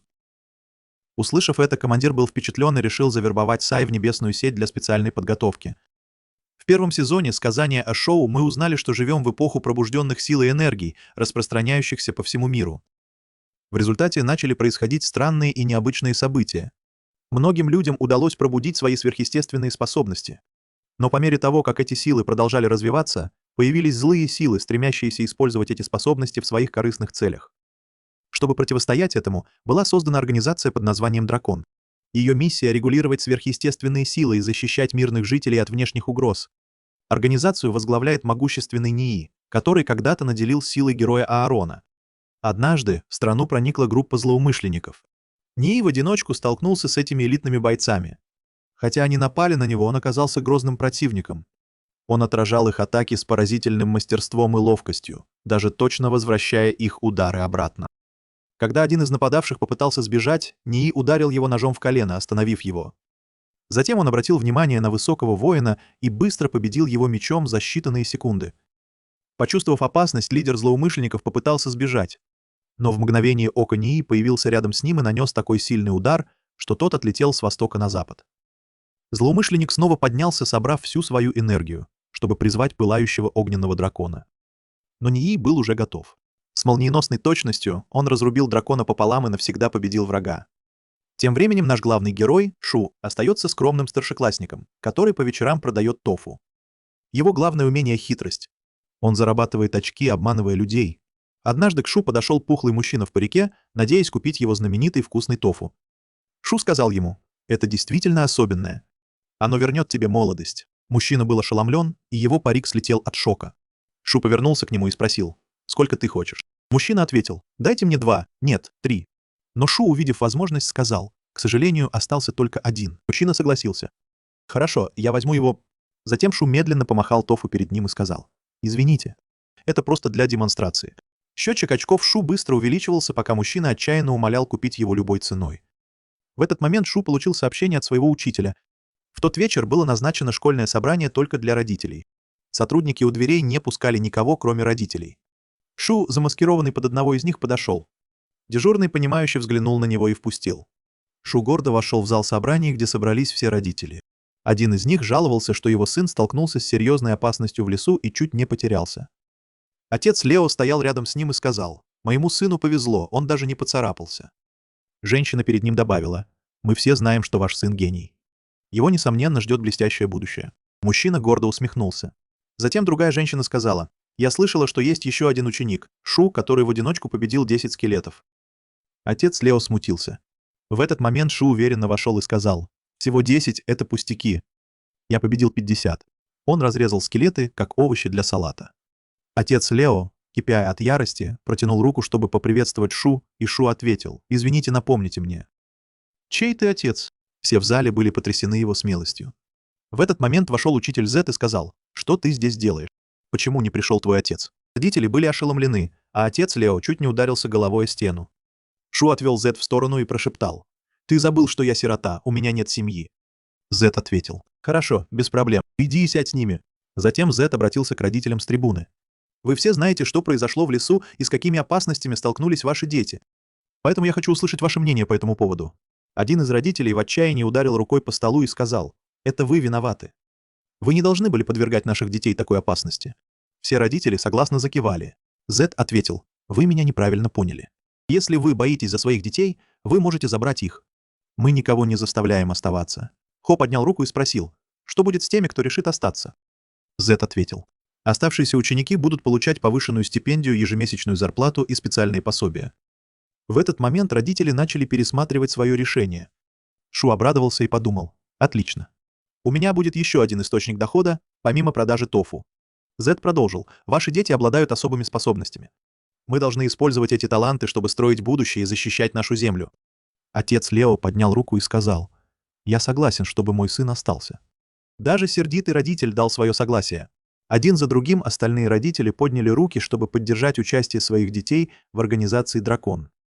Позже дома, что держал в руках документы для поступления в школу, не зная, как объяснить ситуацию Ло.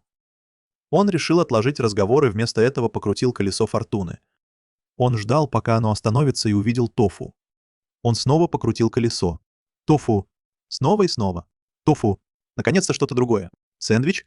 Раздраженный, он упал на кровать, а его счетчик очков продолжал падать. Разочарованный, он еще раз пнул колесо, и на этот раз появился странный фрукт. Он съел его и внезапно почувствовал прилив энергии. Время вокруг него замерло. С неба спустился светящийся энергетический метеор и ударил прямо в Шу, слившись с его телом. Он оказался в таинственном месте среди облаков, где мирно и счастливо спал. Пока снова не проснулся в реальном мире. Шу вернулся к колесу фортуны и снова его покрутил. Затем он вышел из комнаты. На улице Ло сидел и ел чипсы. Рядом с ней белка с тоской смотрела на угощение. Она дала ей одну, и белка быстро ее съела. Она хотела дать ей вторую, но быстро сунула ее в рот, шокировав белку и заставив счетчик очков Шу снова заработать. Шу подошел к двери и спросил: «Хочешь, я тебе что-нибудь принесу?» Она ответила: «Я хочу блины, лапшу, помидоры и яйца». Шу стоял там, явно раздраженный ее странным списком, хлопнул дверью и ушел. Тем временем она продолжала есть, а белка сидела и плакала, надеясь, что она даст ей еще одну. Шу вышел из дома и направился к старику, своему тренеру. Старик сказал Шу: «Я же говорил, что ты не придешь». Шу хитро улыбнулся и подумал: конечно, этому старику что-то от меня нужно. Затем он начал готовиться к тренировке. Старик узнал, что Шу собирается вступить в организацию «Дракон», и спросил его: «Какие у тебя планы?»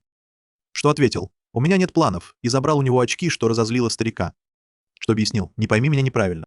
Я хочу жить счастливо и любить, этого мне достаточно». В этот момент старик взял свой меч и протянул его Шу. Давая совет о силе, он предупредил его, что те, кто обретает власть, со временем могут отдалиться от себя и в конечном итоге причинить вред другим. Затем он сказал: «Давай продолжим тренировку с мечом».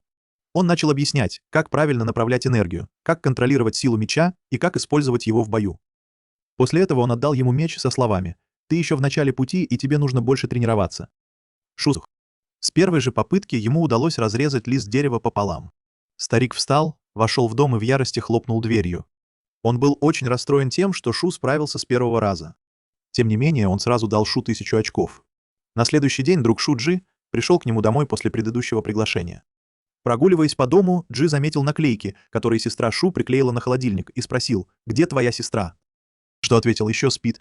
Джи сказал: «Хотя наши одноклассники не любят тебя из-за киоска с тофу, в твоем доме всегда чисто». «Напротив, он аккуратный и довольно милый», — ответила она. «Мне нравится порядок. Мне нравится жить счастливо». Джи спросил: «Почему у тебя нет друзей? Что если однажды ты попадешь в беду и тебе понадобится помощь?» Она ответила: «Не волнуйся. Я справлюсь сама». Джи сказал: «Раз уж мы собираемся вступить в дракон вместе, нам нужно сотрудничать».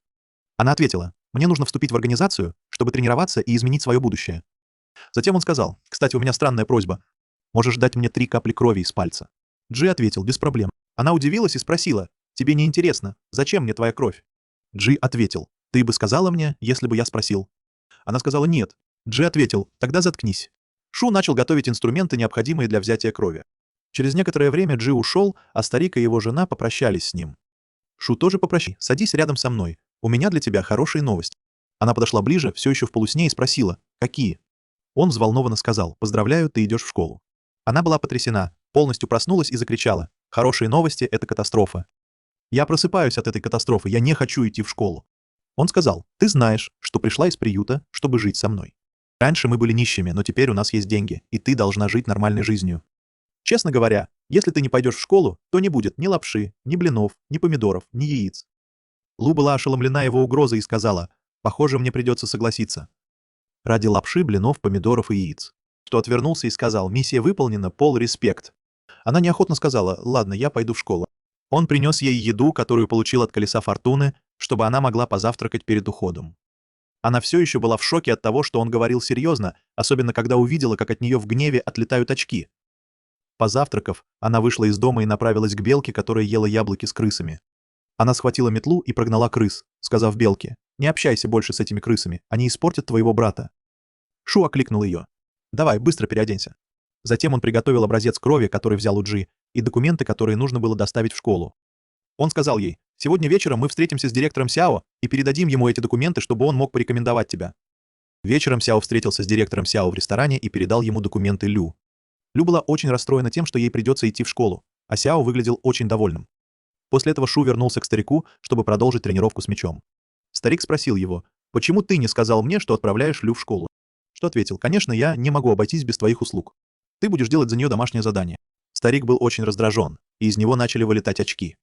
Затем он спросил: «Ты встречался с Шия?» и отдал ему пробирку с кровью. Шу попытался уклониться от ответа, но старик сказал: «Хватит врать. Ты знаешь, что они используют образцы крови, чтобы оценить особые способности ученика. У вас с Лю очень высокие способности, но ты боишься привлекать к себе внимание. Поэтому ты взял кровь своего друга Джи. И ты спросишь меня, откуда я знаю? Ну, я твой сосед уже много лет и никогда раньше не видел, чтобы к тебе приходил одноклассник. Поэтому я был уверен, что это ты его пригласил». Он продолжил: «Но ты должен быть осторожен. Есть проблема. У Драгнита есть база данных ДНК, и кровь твоего друга почти наверняка есть в их системе. Твой секрет будет раскрыт. Это только вопрос времени». Что был потрясен и начал волноваться. Старик протянул ему еще одну пробирку и сказал: «Тебе лучше пойти и заменить ее на ту, что в кабинете Сяо. Он часто оставляет образцы на своем столе. Если ты не сделаешь это до открытия школы утром, их заберет кто-то другой». Сяо подумал про себя: «Эта организация не так проста, как я думал». Он пошел будить Лю, которая все еще была в полусне. Она посмотрела на часы, Было 4 утра, и сердито швырнула телефон ему в лицо. Чо поймал его и сказал: «Поторопись. Мне нужно, чтобы ты привел своего личного преступника». Несмотря на то, что ей было противно, она вышла и принесла труп, который все еще смеялся из-за Сяо. Лю посмотрела на него и сказала: «Это все твоя вина, придурок. Этот смех из-за еды, которую ты ему дал, негодяй». Чо сказал: «Сейчас важно, чтобы ты отвела его в кабинет Сяо и заменила там пробирку на эту». Преступник взял пробирку и помчался выполнять задание. Лю сказала: «Раз уж ты разбудил меня так рано, почему бы тебе не угостить меня завтраком?» Что ответил: «Давай сначала закончим задание». Затем он активировал глаз формации и отправил своего фантома в небо, чтобы следить за преступником, который бежал на полной скорости.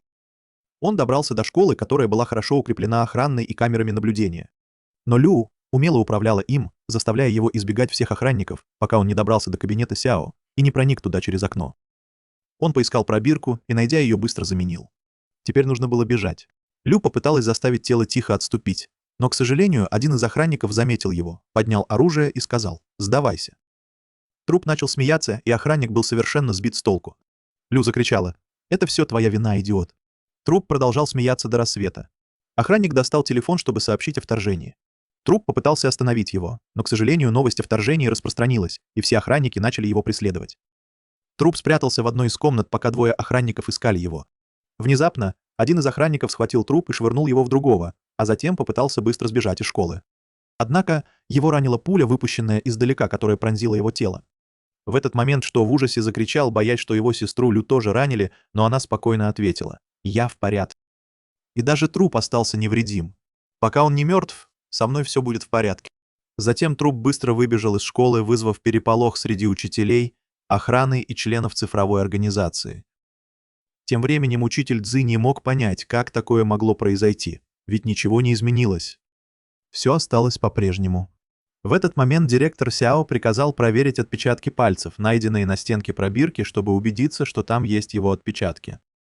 Учитель Цзы заметил: «Это всего лишь образец крови ученика, кто станет нападать на школу из-за этого». Сяо ответил: «Проверка отпечатков пальцев нам никак не повредит». После этого Сью пошел к своему пожилому соседу. Старик удивился их визиту, и Шу объяснил: «Я пришел заменить пробирку, как вы мне сказали, но услышал выстрелы издалека, испугался и вернулся. Вы можете помочь нам, заменив ее на этот раз?» Старик согласился, сказав: «Только в этот раз. Это первый раз, когда вы меня об этом просите, но больше не просите». Шу поблагодарил его за помощь. Старик вошел в свой дом и задумался над словами Шу. Могли ли утренние выстрелы быть связаны с Шу? Его жена взяла у него пробирку и сказала: «Там был черный призрак, который безостановочно смеялся, и в него попала пуля, когда он убегал». Он ответил: «Возможно, Шу действительно не имеет к этому отношения, тем более, что его сестра Лю не пострадала». Его жена добавила: «Может быть, его сестра — это козырь, на который он полагается?» Он ответил: «Возможно. Честно говоря, я бы удивился, если бы у него не было козыря». Она спросила: «Тогда почему ты не сказал мне вчера заменить пробирку?»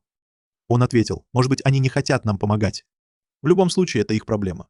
Тем временем в школе члены организации смотрели видео, на котором преступник смеется, пытаясь найти какие-нибудь зацепки. Директор Сяо был в ярости из-за этого смеющегося призрака, и кто-то сказал: «Этот призрак точно глуп».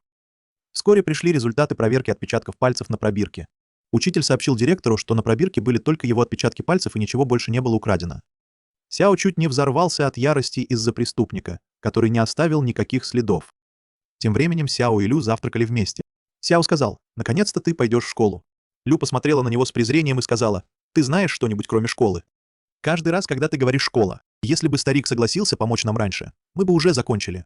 Шу ответил: «Вот почему ты должна больше тренироваться, чтобы контролировать свою энергию. Ты даже можешь отправить птиц-разведчиков осмотреть местность. Неважно, если мы потеряем одну». Он взял свою тарелку с лапшой и жадно съел ее. Пока белка сидела у нее на голове, она хотела попробовать кусочек. Когда Шу заметил это, ему в голову пришла озорная идея использовать белку. Белка боялась Лю, потому что она запретила ей общаться с крысами. Но когда она увидела, что Лю не возражает, она подошла к окну и свистнула, подзывая крыс. Шу сказал: «Очень хорошо. Можем ли мы научить их собирать информацию?» Белка покачала головой и сделала жесты, которые Шу не понял. Лю перевела: «Он говорит, что эти крысы глупые и ничего не понимают». «Крысы действительно выглядели очень глупо», — сказал Шу белке. «Теперь я напою их этой волшебной водой, чтобы они стали умнее, а ты будешь ими управлять». Белка согласно кивнула. Она выстроила крыс в ряд и напоила каждую из них водой. В этот момент крысы превратились в умных существ с мягкой шерстью. Очередь уменьшилась, пока не опустела. Теперь все крысы были под контролем белки. Белка дала Шу знак, что миссия выполнена. Однако Шу был расстроен, потому что не мог понять белку. Он сказал, что Лю всегда должна переводить для него. Он сидел и думал, как улучшить общение между ним и белкой. И тут ему в голову пришла идея. Он взял белку на руки и сказал: «С сегодняшнего дня я буду учить тебя читать и писать». Он посадил ее перед планшетом и дал ей карандаш, сказав: «Начинай запоминать буквы, которые видишь. Каждый день я буду учить тебя 40 новым словам, а твое домашнее задание — писать каждое слово в строчку». Белка испугалась и пробормотала себе под нос: «Зачем они это делают со мной?» Тем временем Лю держала в руках письмо о зачислении в школу, расстроенная предыдущими событиями. Снаружи Шу собирала сумку, вспоминая детство, когда она была маленькой, а теперь выросла и идет в школу. Утром Шу отвез ее в школу. Лю была расстроена из-за этого. Он тихо посоветовал ей: «Береги себя в школе. Не показывай свою силу перед другими и не бей одноклассников». Лю вошла в класс, и учитель попросил учеников поприветствовать новую ученицу. Лю неохотно представилась, и ученики были удивлены ее холодностью. Учитель сказал: «Нельзя приносить в класс белок. Мы здесь, чтобы учиться». Лю указала на белку у себя на лбу и села на свое место. Тем временем Шу пошел в свою старшую школу, с радостью активировав систему, увидев, сколько баллов Лю заработала для школы. Родители прощались со своими детьми, которые, как и Шу, вступили в организацию «Дракон». Учитель Цзы поприветствовал Сюя и поблагодарил его за вступление, сказав: «Отныне мы коллеги». Это был первый раз, когда Сюй почувствовал, что кто-то заботится о нем. Затем на сцену вышел директор Сяо. Все ученики встали в очередь, когда он начал свою речь, поблагодарив их за вступление в «Дракон». Он сказал им, что впереди их ждет смерть и опасность, но теперь они будут защищать страну. Он поднял руку и произнес несколько страстных слов, которые ученики с энтузиазмом подхватили. Родители запечатлели этот гордый момент на фотографиях. Сяо сказал им: «Через полмесяца вы получите членские билеты, форму, мечи и все, что принадлежит организации «Дракон». После собрания все ученики были тронуты его словами. Кроме Шу, который вдруг заметил огромный приток баллов из школы своей сестры, он подумал: «Боже, защити ее». Внезапно учитель срочно позвал его, потому что Лю устроила драку, ударив одноклассников. Родители собрались вокруг Лю, крича на нее за то, что она причинила боль их детям. Лю не ответила. Одна мать толкнула ее, сказав: «Больше так не делай». Лю разозлилась и собиралась подраться, но Шу подоспел как раз вовремя, извинился и спросил, что случилось. Ему сказали: «Посмотри на камеры наблюдения, и ты все поймешь». Окняли его из-за нее. Когда они ушли, Лю подошла к Шу, чтобы извиниться, но он полностью ее проигнорировал и пошел вперед, не сказав ни слова. Она грустно последовала за ним, желая извиниться, но он продолжал идти впереди нее. Она чуть не споткнулась, когда бежала за ним. Он не разговаривал с ней, пока они не дошли до дома. На пороге Лю расплакалась и сказала: «Прости меня. Пожалуйста, не отправляй меня обратно в приют. Прости меня. Я знаю, что была не права. Пожалуйста, не выгоняй меня». Шу поднялся на крышу, а Лю все еще плакала внизу. Через некоторое время он позвал ее наверх. Она робко поднялась и села рядом с ним. Он спросил: «Ты понимаешь, какую ошибку совершила?» Она ответила: «Да. Ошибка была в том, что я взяла с собой белку». Он сказал ей: «Мы всегда должны действовать мудро, потому что этот мир жесток. Поэтому мы должны быть сильными, но в то же время осторожными и сохранять баланс между силой и осторожностью. Хотя твоя сила велика, ее нельзя использовать во вред другим. Ты должна осознавать последствия, прежде чем что-то делать». Она ответила: «Поняла?» Он подошел к ней и сказал: «Я прощаю тебя за то, что ты сделала». Она спросила его: «А что ты сегодня делал?» Он ответил: «Сегодня я собираюсь заняться новым делом, и мне нужно твое мнение. Должен ли я бороться за людей или нет?» Она сказала: «Конечно, ты должен бороться за них. Мы должны бороться, если люди, которых мы любим, в опасности, например, наш старый сосед, его жена, соседний продавец и все, кто нам дорог». Он сказал: «Я говорю не о них, а о людях, которых мы не знаем. Должны ли мы бороться за тех, чьи лица или имена нам даже не знакомы? И все это только потому, что кто-то призвал бороться и защищать их. Зачем кому-то рисковать жизнью и здоровьем просто так?» Она коснулась его головы и сказала: «Защищай нашу страну. Тем самым ты защищаешь и тех, кого мы любим». Шу рассмеялся и сказал: «Теперь ты стала мудрой». Она встала рядом с ним и сказала: «Но я была счастлива, когда ты защитил меня сегодня». Он ответил: «Конечно, никто не сможет тебя обидеть, пока я здесь, но мы должны признавать свои ошибки, когда совершаем их». Они продолжали разговаривать и смеяться, а потом радостно встали, желая всегда оставаться в добром здравии. В одном из старых китайских зданий ученик тренировался в фехтовании, а его учитель стоял рядом. Учитель был недоволен его успехами и сказал: «Тебе нужно больше тренироваться каждый день. Если бы мой учитель был еще жив и увидел твой уровень, он бы умер из-за тебя. С твоими нынешними способностями тебе понадобится 20 лет тренировок, чтобы открыть врата». Услышав эти слова, ученик бросил меч на землю, расстроился и заплакал. Учитель подошел к нему и сказал: Не расстраивайся, тренируйся хорошо, и ты достигнешь своей цели. Если бы мой учитель был здесь, он бы принес тебе сладости». Ученик улыбнулся. Учитель сказал: «Я научу тебя кое-чему важному.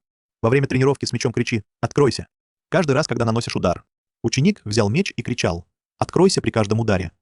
Он продолжал так делать несколько дней, но безрезультатно. После 20 неудачных попыток он сел и заплакал. Учитель сказал: «Возможно, фехтование тебе не подходит. Завтра я научу тебя чему-то другому». Услышав это, ученик заплакал еще сильнее. Время вернулось в настоящее, и мы увидели, что ученик, которого мы видели, был самим стариком в молодости. Его жена спросила: «Почему ты отвлекся?» «Что случилось?» Он ответил: «Я просто вспомнил те дни, когда тренировался в фехтовании. Я думал, что мой учитель обманывает меня. А теперь я говорю то же самое Шу». Он добавил: «Странно, что я потратил 2 года на тренировки, чтобы открыть врата, а Шу удалось открыть врата, крича «Откройся!». Старик сказал: «Перестань кричать, скажи «Откройся» только один раз». Что ответил: «Чем больше я тренируюсь, тем лучше контролирую открытие врат». Учитель удивленно посмотрел на него и сказал: «Разве я не говорил тебе раньше, что нужно тренироваться не спеша? Открывать врата быстрее не всегда лучше». Он почувствовал боль в животе и продолжил тренировку. Каждый раз, когда он открывал врата, его окружали облака, и ему нужно было превратить облака в дождь. Проблема была в том, что чем больше облаков его окружало, тем сильнее он страдал от внезапной диареи, и ему приходилось бежать в туалет. Однажды Лу еще не спал и пошел в туалет, но обнаружил, что дверь заперта, а в туалете кто-то поет. Он сказал: «Неужели мне мало того, что я бегаю в туалет? Теперь еще и поет». Он вышел и сказал: «Я не пел, ты, наверное, ослышался». Она прошла мимо него по дивану и сказала: «Я точно слышала, как ты пел». Он сказал: «Нет, я искал для нас поездку». Она очень обрадовалась этой идее и сказала: «Мы знаем, что мы студенты и можем купить билеты за полцены. Мы должны воспользоваться этой возможностью и съездить во многие места до окончания учебы». Он сказал: «Я никогда раньше не ездил на зеленом поезде, так что в этот раз мы поедем на нем. А в следующий раз полетим». Он взял телефон и стал искать билеты. Она посмотрела и сказала: «Зеленый поезд идет 22 часа. Ты такой скупой?» Он засмеялся и сказал: «Для тебя это новый опыт». Она очень разозлилась. На следующий день Шу тренировался с учителем фехтованию. Учитель учил его новым приемам, и Шу был впечатлен. Он дал ему меч и сказал: «Покажи мне, сможешь ли ты выполнить этот прием». Шу схватил меч, открыл врата и переместился в облака. Он начал практиковаться в превращении облаков в дождь, но у него ничего не получалось. Учитель сказал: «Видишь, как это сложно? Это требует много тренировок. В наши дни мы не спали, чтобы научиться управлять облаками, так что ты должен быть морально готов». Чо сказал: «Такие тренировки будут очень приятными». Старик был потрясен и сказал: «Приятными?» Чо взял меч и попробовал еще раз. Учитель вошел и наблюдал, как Шу управляет облаками. Шу был очень сосредоточен и умел. В конце концов, Шу удалось уронить каплю дождя, превратить облака в дождь и создать сильный порыв ветра. Старик был поражен, потому что у могущественных предков, когда они превращали облака в дождь, был отчетливый звук, похожий на шум моря. Он спросил своего учителя об этом звуке, и тот ответил: «Я не знаю. Я никогда раньше его не слышал. Но старейшины говорят, что это похоже на шум моря». Сейчас старик был очень раздражен, потому что все эти тренировки вызвали у него сильную диарею. Шу сказал: «Кажется, мне удалось превратить облака в дождь». Старик сказал: «Не радуйся слишком сильно. Тебе предстоит еще долгий путь. Превратив облака в дождь, ты должен превратить дождь в реки, а реки в моря». Затем старик отдохнул, а Шу продолжил тренировку. Через некоторое время она сказала: «Я решила поехать в путешествие с Лу». Старик обрадовался и сказал: «Хорошо сменить обстановку и отдохнуть». На следующее утро Шу проснулся рано, позавтракал с Лу, собрал вещи для поездки и отправился в путь. Лу быстро побежал, чтобы успеть на станцию раньше Шу. Когда они приехали, Шу сказал: «Тебе обязательно было покупать розовую сумку? Как такой мужчина, как я, может носить женскую сумку?» Она сказала: «Я купила ее, потому что я девушка. Тебе не нравится. Это твои проблемы».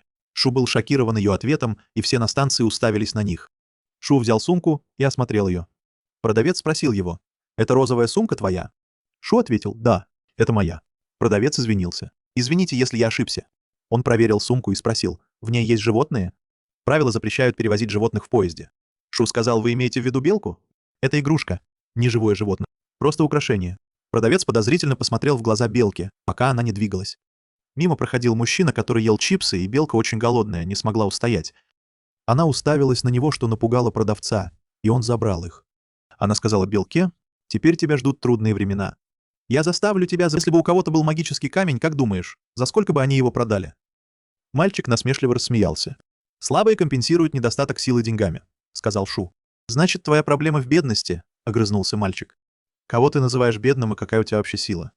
«Посмотри, что ты ешь». «Лапшу». Лу ответила: «Тебя беспокоит лапша». Шу достал папку. Мы из Драгнита. Нам не нужен постоянный контроль со стороны нашего лидера. В отличие от вас. Мальчик и девочка были ошеломлены, когда поняли, что Шу был частью элиты Даджина. Из них хлынула энергия, и они потеряли дар речи. Шу сказал им: «Вы всего лишь 4 из класса Е, вы ничто». Они не могли поверить, что столкнулись с вундеркиндом из элиты. Шу показал зачарованный камень. «Разве это не то, что вы искали?» Они замерли на месте. Шу сказал: «К сожалению, ваших денег недостаточно, чтобы купить этот камень». Они сидели молча, не решаясь ответить. Поезд прибыл на станцию. Шу нес свои сумки, а 4 молодых людей остались сидеть. Тихо. Шу и Лу наблюдали за ними издалека. Лу спросила: «Разве мы не ужинаем?»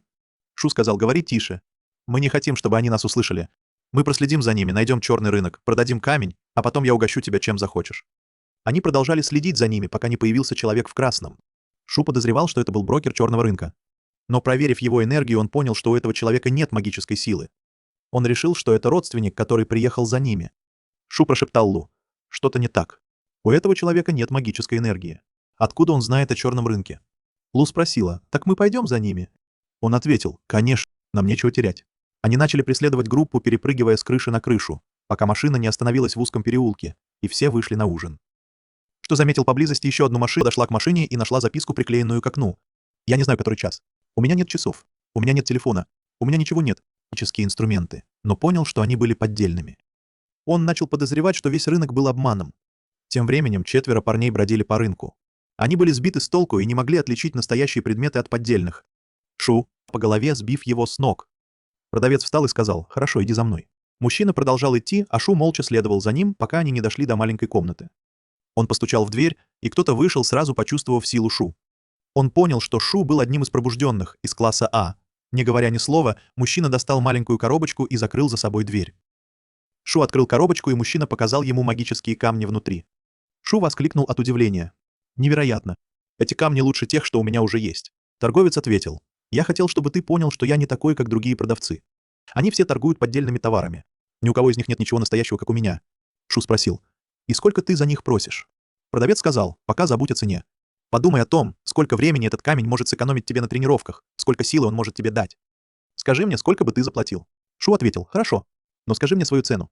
С хитрой улыбкой торговец сказал: «Ты хочешь, чтобы я продал тебе эти камни? Это будущее, мой сын». Шу настаивал: «Да, но мне все равно нужно знать, сколько». Мужчина ответил: 1.8. 0, усмехнулся Шу.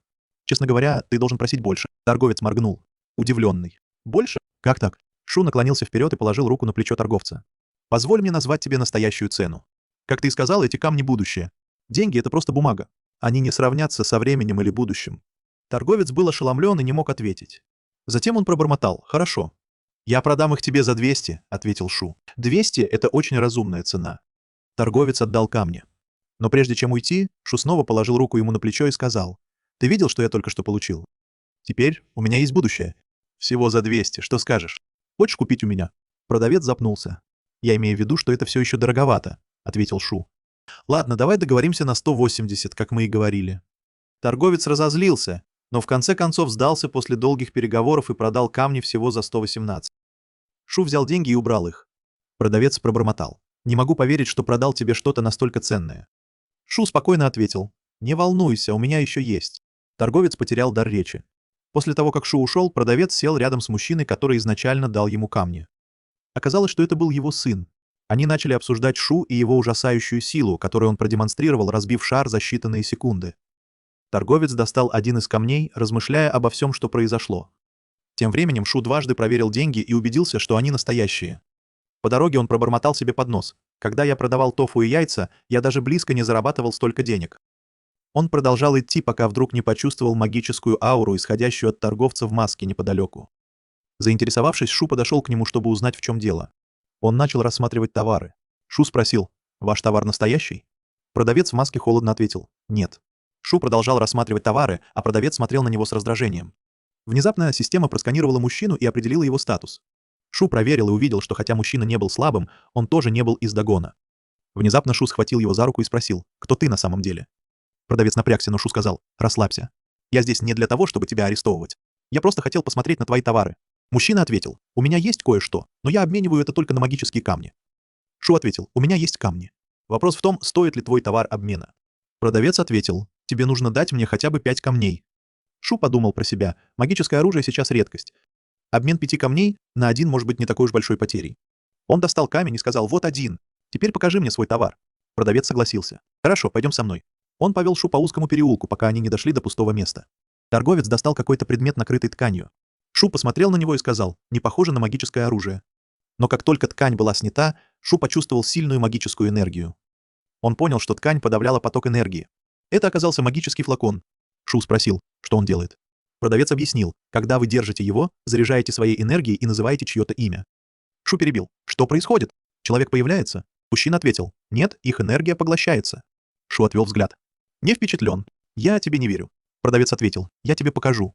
Он направил флакон на Шу и назвал имя. Флакон зарядился и выстрелил энергией в Шу, но Шу вовремя увернулся. Шу подумал: если бы этот человек действительно был рядом, он бы его поглотил. Затем он попросил попробовать сам. Он взял флакон, назвал чье-то имя, и энергия начала накапливаться. Внезапно появилась звездная карта Шу. Прервав процесс, он подумал: значит, мне нужно вложить в него свою энергию, чтобы он заработал. Продавец был удивлен, что он не сработал. Но Шу сказал: «Твой товар сломан, чувак». Продавец ахнул. «Что?»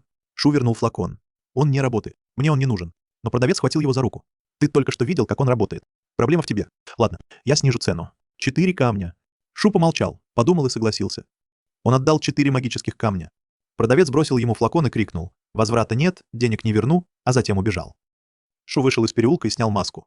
Когда он шел по рынку, его заметил мальчик с фиолетовыми волосами и сказал: «Ты следил за нами, да?» Шу положил руку ему на плечо и сказал: «Этот рынок полон чудес. Покупай все, что тебе нравится». Затем он ушел и вернулся к Луо, которая была в ярости из-за того, что ее рубашка порвалась. Шу использовал ее как маску. Он сказал ей: «Не волнуйся, я куплю тебе новую. Кроме того, я сегодня заработал много денег. Как насчет того, чтобы завтра угостить тебя мясом?» Луо обрадовалась, уже представляя себе мясо, и сказала: «У меня уже слюнки текут». «Тогда давай поторопимся и ляжем спать, чтобы завтра поесть», — ответил Шу. «Подожди, еще кое-что осталось». С крыши он заметил 4 парней, проходивших внизу. Он сказал: «У меня новое оружие, и я хочу его испытать». Луо пнула его и рявкнула: «Хватит издеваться над людьми». Шу ответил: «Это не издевательство. Я просто проверяю его действия». Он зарядил флакон энергией и швырнул его в мальчика с фиолетовыми волосами. Но мальчик вовремя почувствовал атаку. Он бы их заметил, если бы они не спрятались в последний момент. 4 парней ушли, никого не найдя. Шу подумал: он меня почувствовал? Нет, должно быть, это был флакон.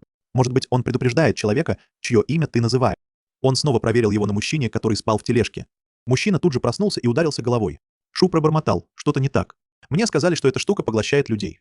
Но этот парень меня обманул. Он посмотрел на флакон и сказал: «Пойдем. Завтра я угощу тебя мясом».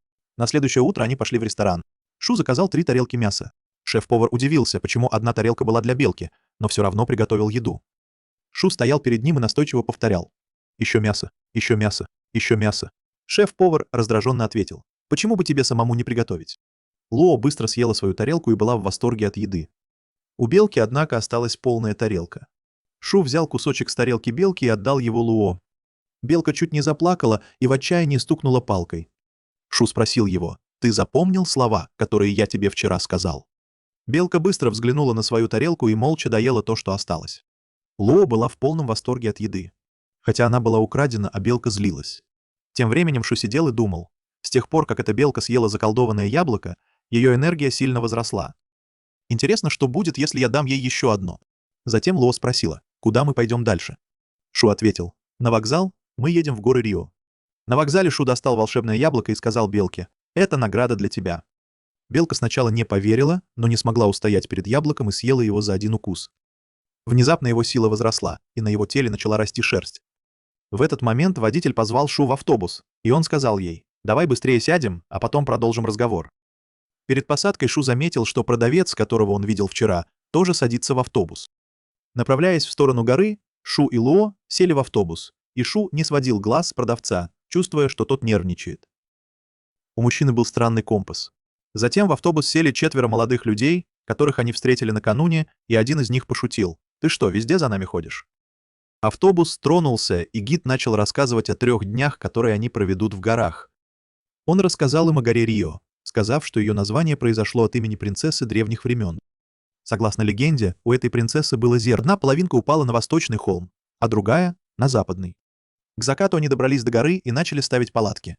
Шу и Луо сидели лицом к морю, наслаждаясь красотой заката. Он спросил ее: «Когда ты чувствуешь себя счастливой?» Она ответила: «Когда я хожу с тобой по магазинам или когда вижу, как ты готовишь, а потом мы вместе садимся есть, я действительно чувствую себя счастливой, когда ем с тобой». В этот момент она вспомнила все те времена, когда они вместе ели, и они оба наслаждались закатом. Внезапно Шу почувствовал что-то странное. Он увидел человека, излучающего огненную энергию, который бежал к мотоциклу.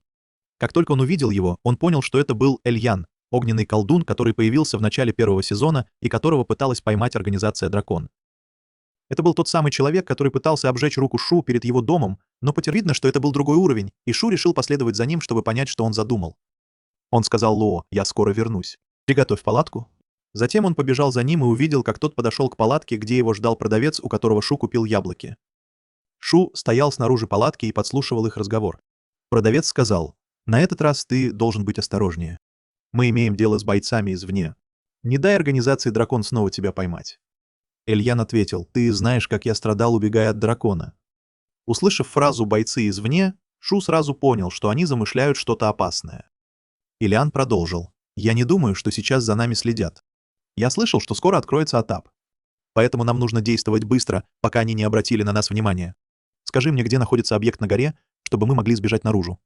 Там мы приведем в Атап иностранных бойцов и найдем магическое оружие, которое сможем продать на черном рынке и разбогатеть». Продавец ответил: «Можем ли мы положиться на этих иностранных бойцов? Ты же знаешь, что попасть в Атап сложно». Эльян заверил его: «Не волнуйся, у них есть свои способы. Сейчас важно, чтобы компас работал хорошо. Нам нужно найти зеркало, которое я ищу». Продавец уверенно ответил: «Не волнуйся. Компас работает отлично и показывает, что зеркало находится прямо здесь». В этот момент Шу понял, почему продавец с самого начала поездки казался встревоженным. Он планировал вывести магическое оружие из страны.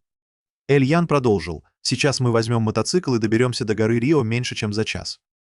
Там мы захватим драгоценное зеркало». Когда они начали двигаться, Шу отошел от палатки.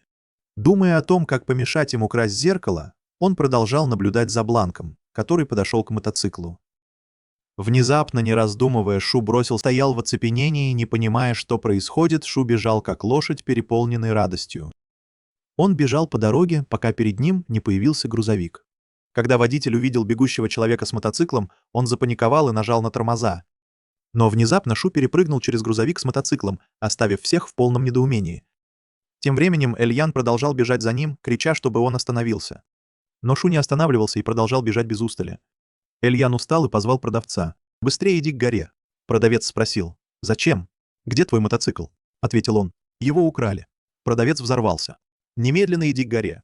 Вскоре после этого появился Эльян. Он тяжело дышал, удивляясь, что вор не устал. Продавец тоже пришел, задыхаясь, и спросил: «Кто украл мотоцикл?» Эльян ответил: «Я не знаю». Продавец сказал: «Я могу понять, что кто-то украл его, пока ехал на нем. Но нести его на плече и убегать». Затем Бланк сказал: «Я не знаю. Разве ты не должен быть на уровне Ди?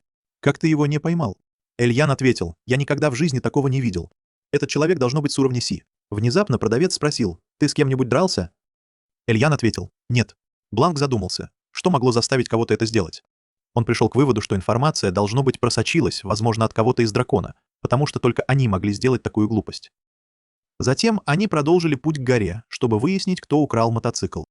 С другой стороны, в организацию «Дракон» поступили сообщения о том, что кто-то был замечен бегущим с мотоциклом, но камеры наблюдения не смогли запечатлеть его лицо из-за скорости.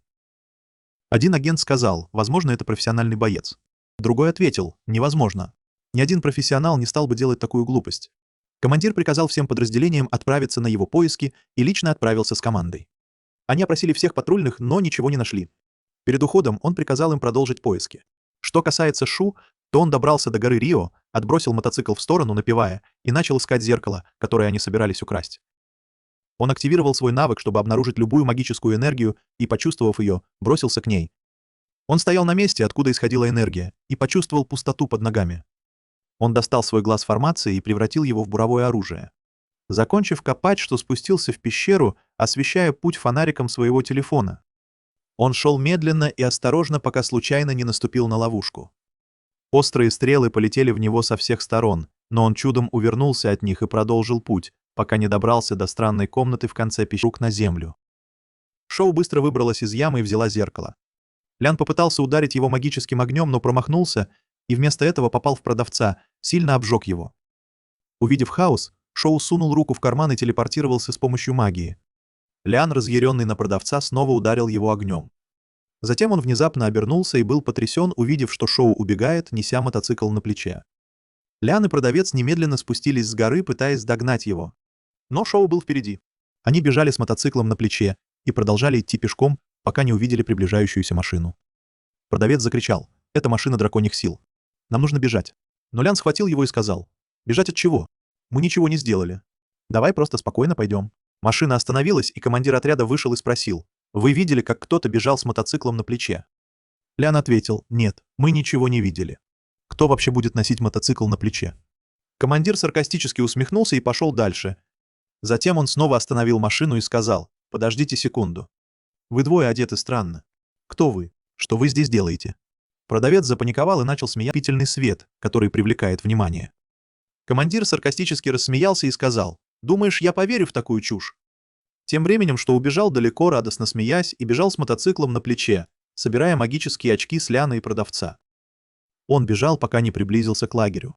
Он бросил мотоцикл на землю и увидел, что Луо спит возле палатки. Он вошел внутрь и сказал: «Извините за задержку. Я разбирался с плохими людьми, но я принес кое-что важное». Луо взволнованно проснулся и сказал: «В следующий раз позволь мне сразиться с тобой». «Что ты принес?» Он достал зеркало и сказал: «Зеркало принцессы, о котором нам рассказывал гид». Луо был в восторге и спросил, можно ли ему его взять. Он ответил: «Нет, я тебе его не отдам». Она расстроилась, столкнула его и сердито ворвалась в палатку. В этот момент мимо лагеря пролетел патруль драконов. Лян и продавец были в машине. Вскоре после этого образовалась пробка, и Чо остановился, чтобы посмотреть, что происходит. Он думал о том, что сказали преступники, о руинах, которые скоро откроются, и о прибытии иностранных бойцов. Потому что у него было удостоверение личности, но остановил Лю, потому что у нее его не было. Тогда Джи быстро вмешался и разрешил ситуацию, передав охраннику документы Лю. Охранник взял их и пошел к своему начальнику, чтобы попросить разрешения на ее вход. Шу и Лю посмотрели на Джи и благодарно улыбнулись ему. Получив разрешение, они оба вошли в лагерь, и Лю была поражена увиденным, ведь она впервые сталкивалась с чем-то подобным. Шу, с другой стороны, внезапно почувствовал мощное присутствие у берега. Этим человеком был старый и невероятно сильный старейшина по имени Чон, который был похож на пожилого соседа Шули, который жил неподалеку. За пределами лагеря образовалась пробка. Из одного из автобусов вышла группа людей и собралась вокруг большого камня.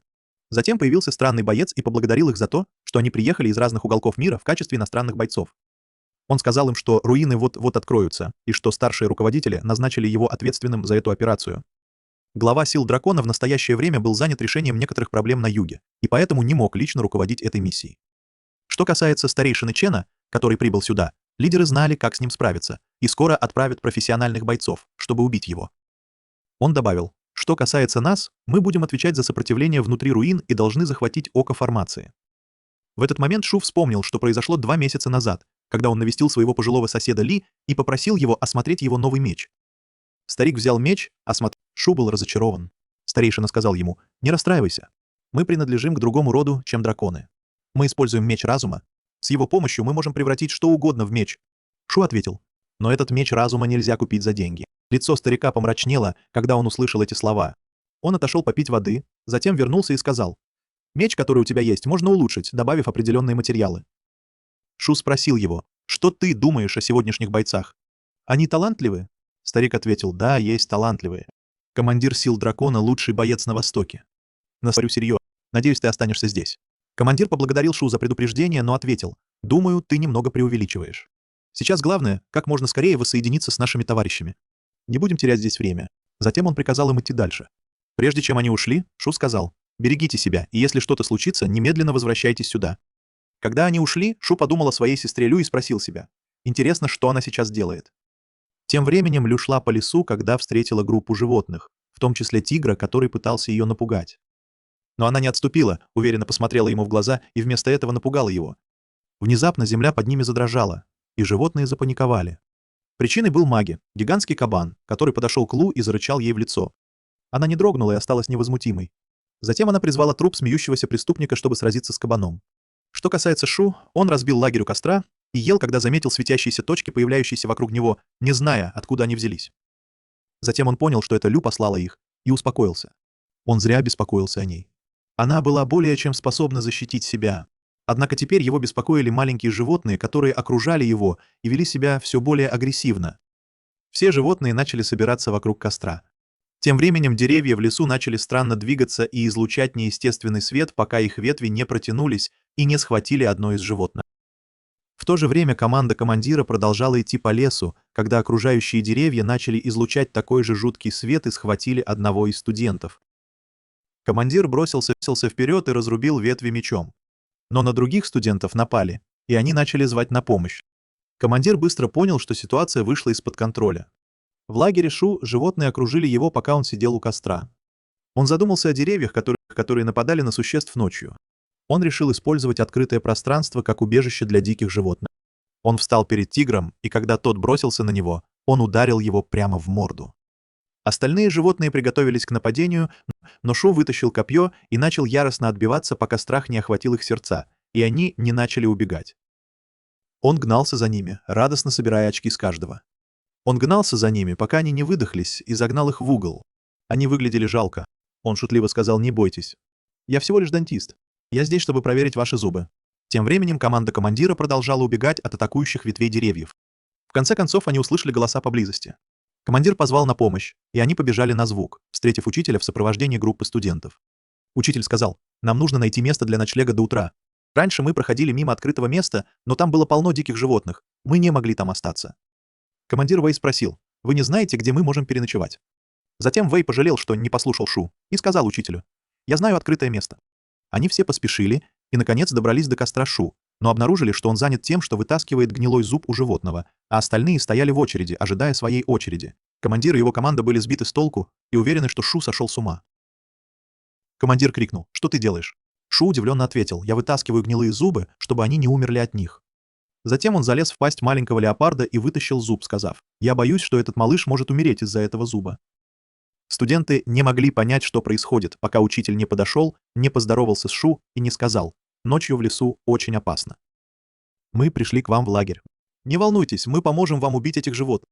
Шу разозлился и огрызнулся: «Эти животные ни в чем не виноваты, зачем их убивать?